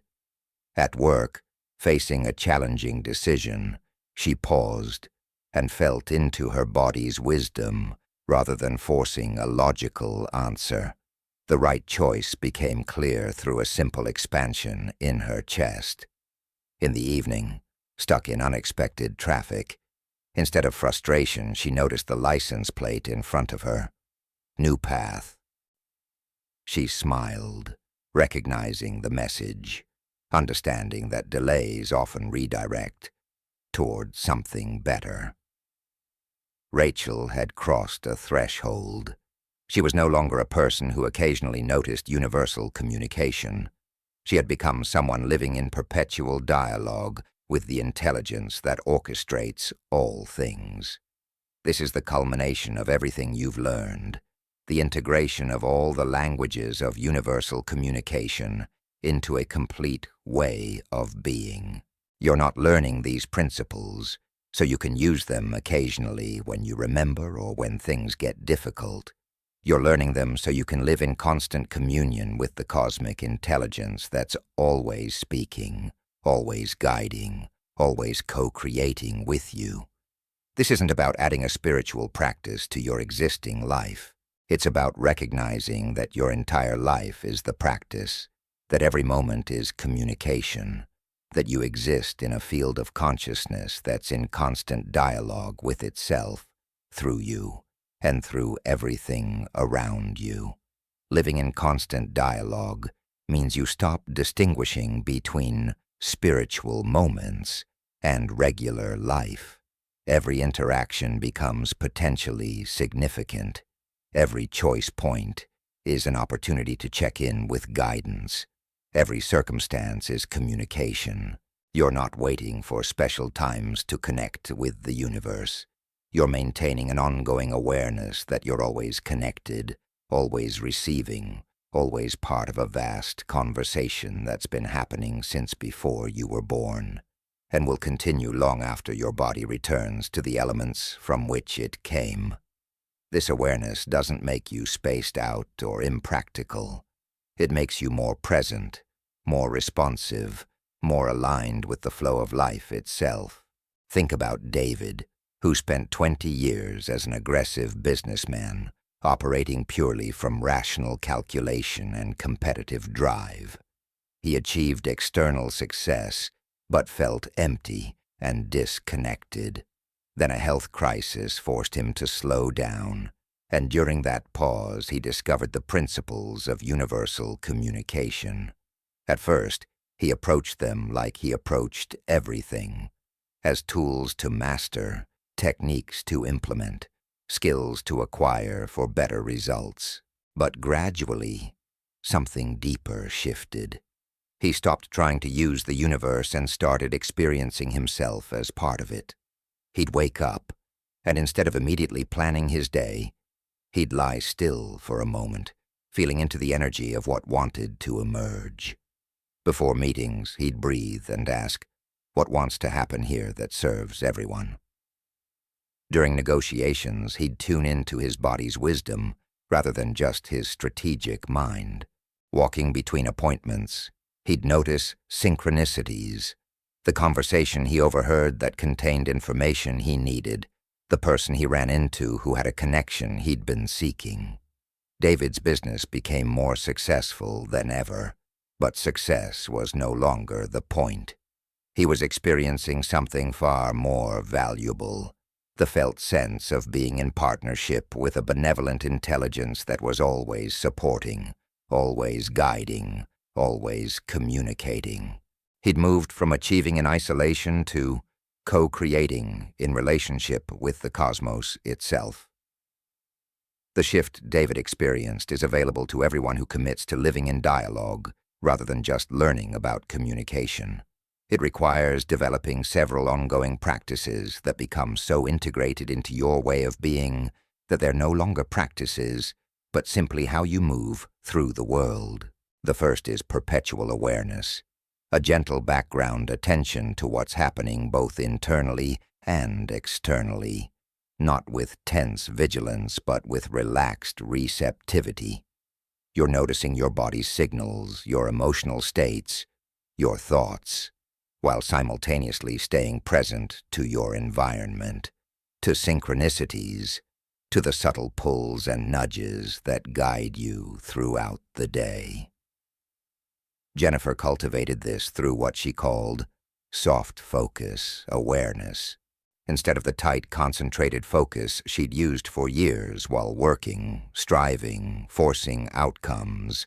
She learned to maintain a diffused awareness that could perceive multiple streams of information simultaneously. She was engaged in whatever task was before her, but also aware of the field around it, the feeling in her body, the thoughts arising, the environment speaking. This soft focus allowed her to catch synchronicities she would have missed in tight focus, to notice guidance that appeared at the edges of her attention, to remain responsive to the universe's communication, even while fully engaged in her human activities. It was like learning to see with peripheral vision while still looking straight ahead, and it transformed how she experienced every moment of her life. The second ongoing practice is regular recalibration, pausing throughout your day to check in with your frequency, to adjust your transmission, to ensure you're broadcasting coherently rather than scattering your signal through unconscious reactivity. This doesn't require long meditation sessions or withdrawing from activity. It's micro moments of conscious presence. Breathing deeply while waiting in line, feeling into your heart while sitting at a stoplight, asking, what frequency am I broadcasting right now? Before entering a room or starting a conversation, these tiny recalibrations keep you aligned, preventing the drift into unconscious patterns that cloud your reception and distort your transmission. Marcus made this practice non-negotiable. Every time he transitioned between activities, he'd take 3 conscious breaths and check his state. Moving from one meeting to another, a pause, breathe, recalibrate. Before calling his wife, pause, feel into love rather than stress. After a difficult conversation, pause, release any energy he'd absorbed, return to his center. These micro-recalibrations took seconds, but kept him in constant dialogue with his own consciousness, and through that, with universal consciousness. He stopped carrying energy from one interaction into the next, stopped accumulating stress throughout the day, stayed clear and responsive to guidance instead of operating on autopilot. The third practice is treating everything as potential communication, approaching your life with the question, what might this be showing me?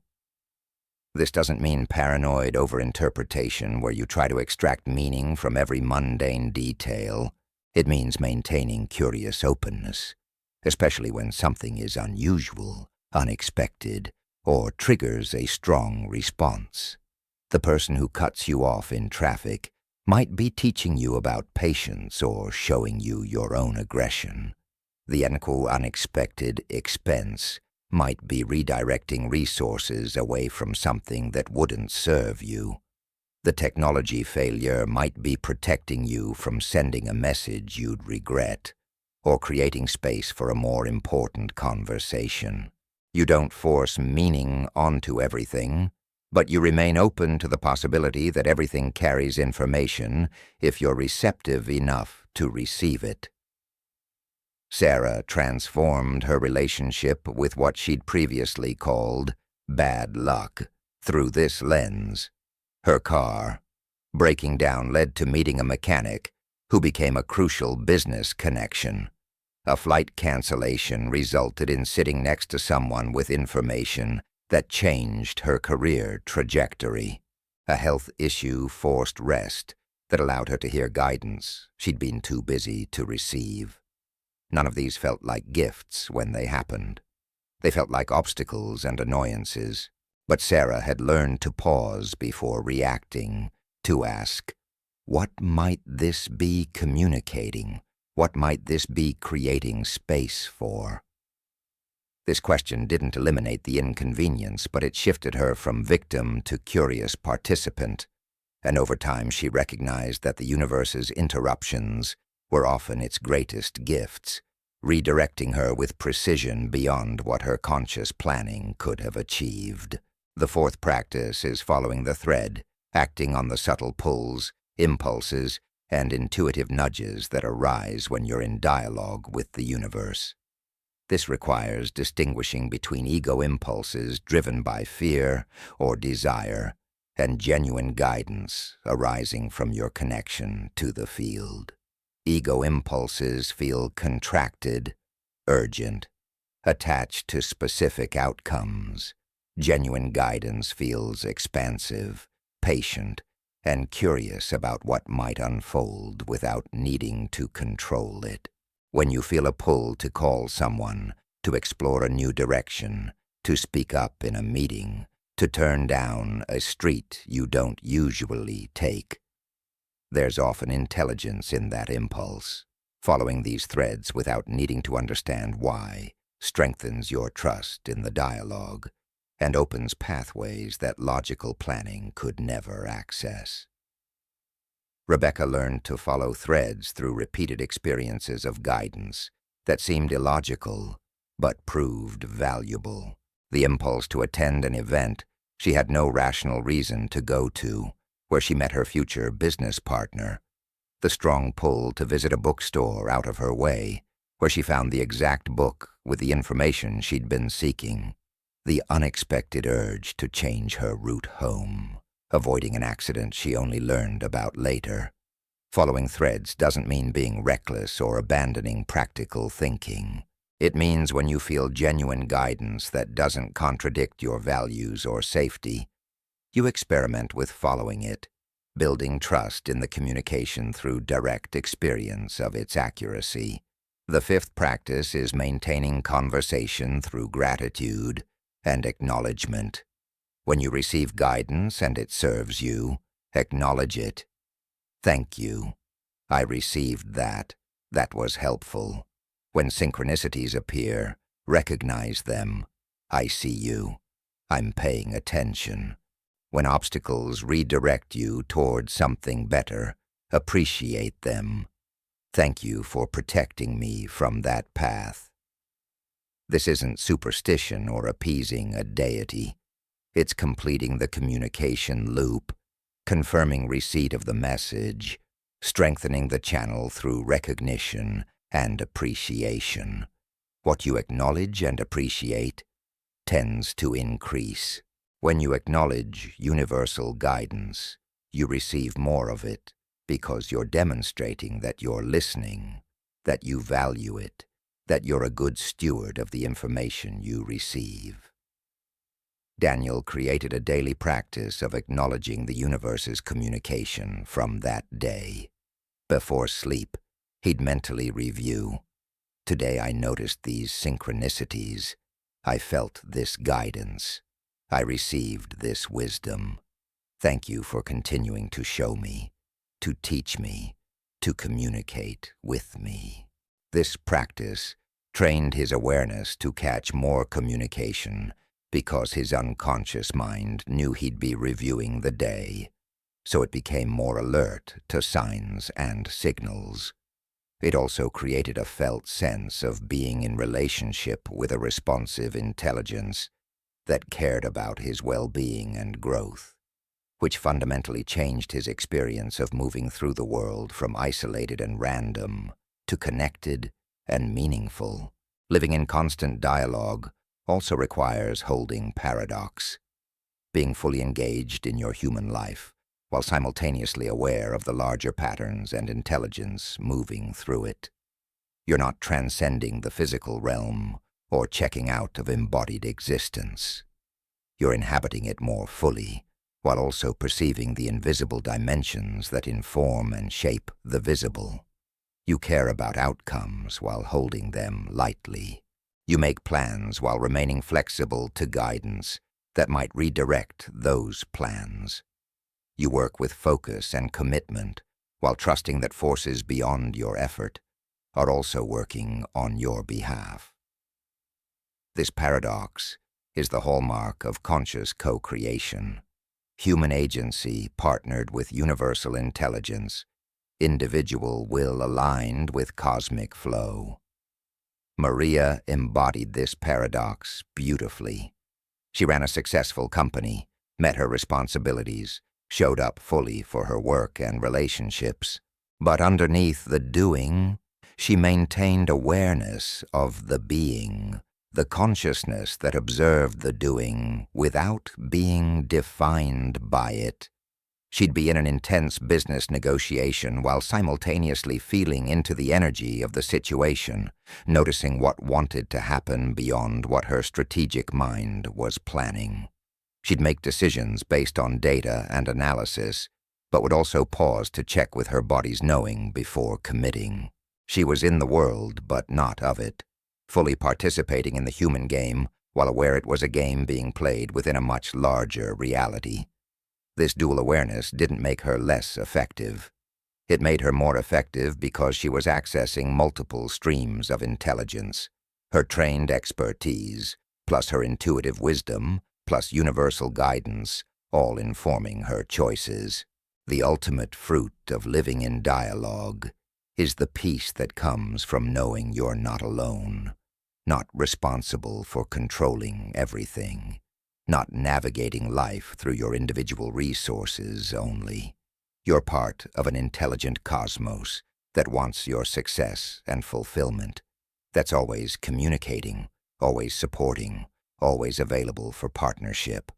When you internalize this knowing not as concept, but as lived experience, fear decreases, control relaxes, trust deepens. You can move through uncertainty with more ease because you know guidance will come when you need it. You can face challenges with more courage because you recognize them as communication and preparation, not punishment. You can release outcomes more fully because you trust that what's meant for you will come, and what's not will be redirected for your protection. Thomas experienced this transformation viscerally. For 40 years, he'd carried the weight of his life on his shoulders alone, believing that everything depended on his effort, his intelligence, his capacity to figure things out and make them happen. It was exhausting and isolating. Then, through sustained practice of the principles in these chapters, he began experiencing himself as part of a larger intelligence. He'd ask questions and receive answers. He'd notice obstacles and recognize redirection. He'd feel guidance in his body and follow it to beneficial outcomes. Gradually, the burden lifted. He was still responsible for his choices and actions, but he wasn't alone in navigating them. He had access to wisdom beyond his own, support beyond what was visible, partnership with forces that could perceive what he could not.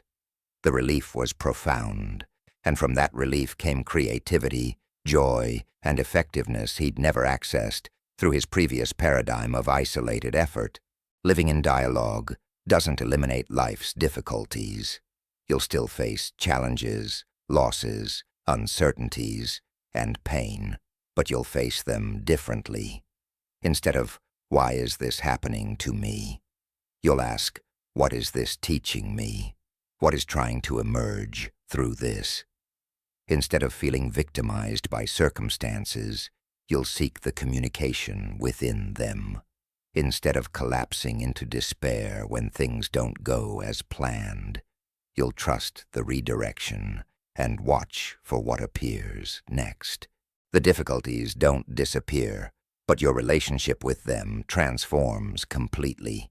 They become part of the dialogue, rather than evidence that the dialogue isn't working. The invitation now is integration. Take everything you've learned through these chapters and weave it into the fabric of your daily existence. Start each day by acknowledging you're in communication with an intelligent universe. Ask, "What wants to happen through me today? How can I serve? What do I need to know?"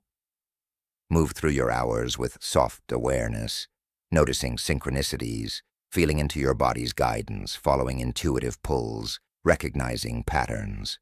When obstacles appear, pause before reacting and ask what they're communicating. When people trigger you, look for the mirror and the teaching. When you feel lost or confused, ask questions and trust answers will come.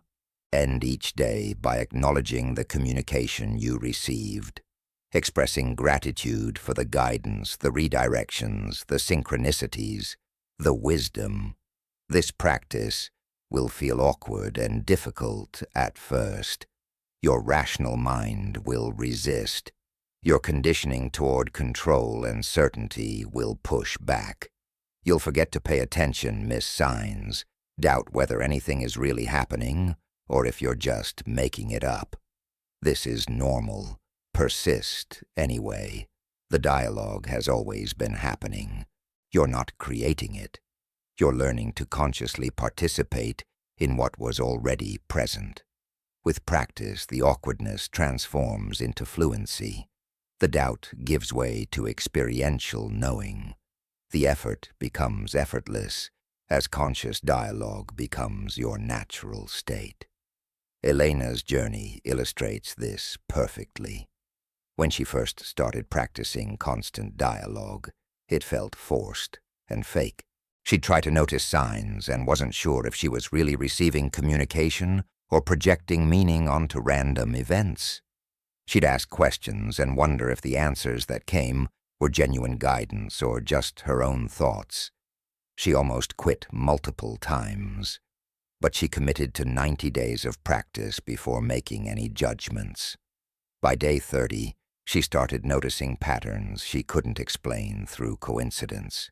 By day 60, she'd had enough experiences of guidance proving accurate that doubt began shifting to curiosity. By day 90, she was living in a completely different reality. She no longer questioned whether the universe was communicating. She experienced it constantly, unmistakably, in ways that had become as real and reliable as anything physical. The practice had awakened a capacity that had been dormant, and once awakened, it didn't shut back down. She'd crossed a threshold into permanent dialogue. This is what awaits you. A life lived in partnership with the intelligence that creates galaxies and orchestrates the seasons, that knows the intricate dance of every atom and guides the migration of birds across continents. This intelligence is not distant or abstract.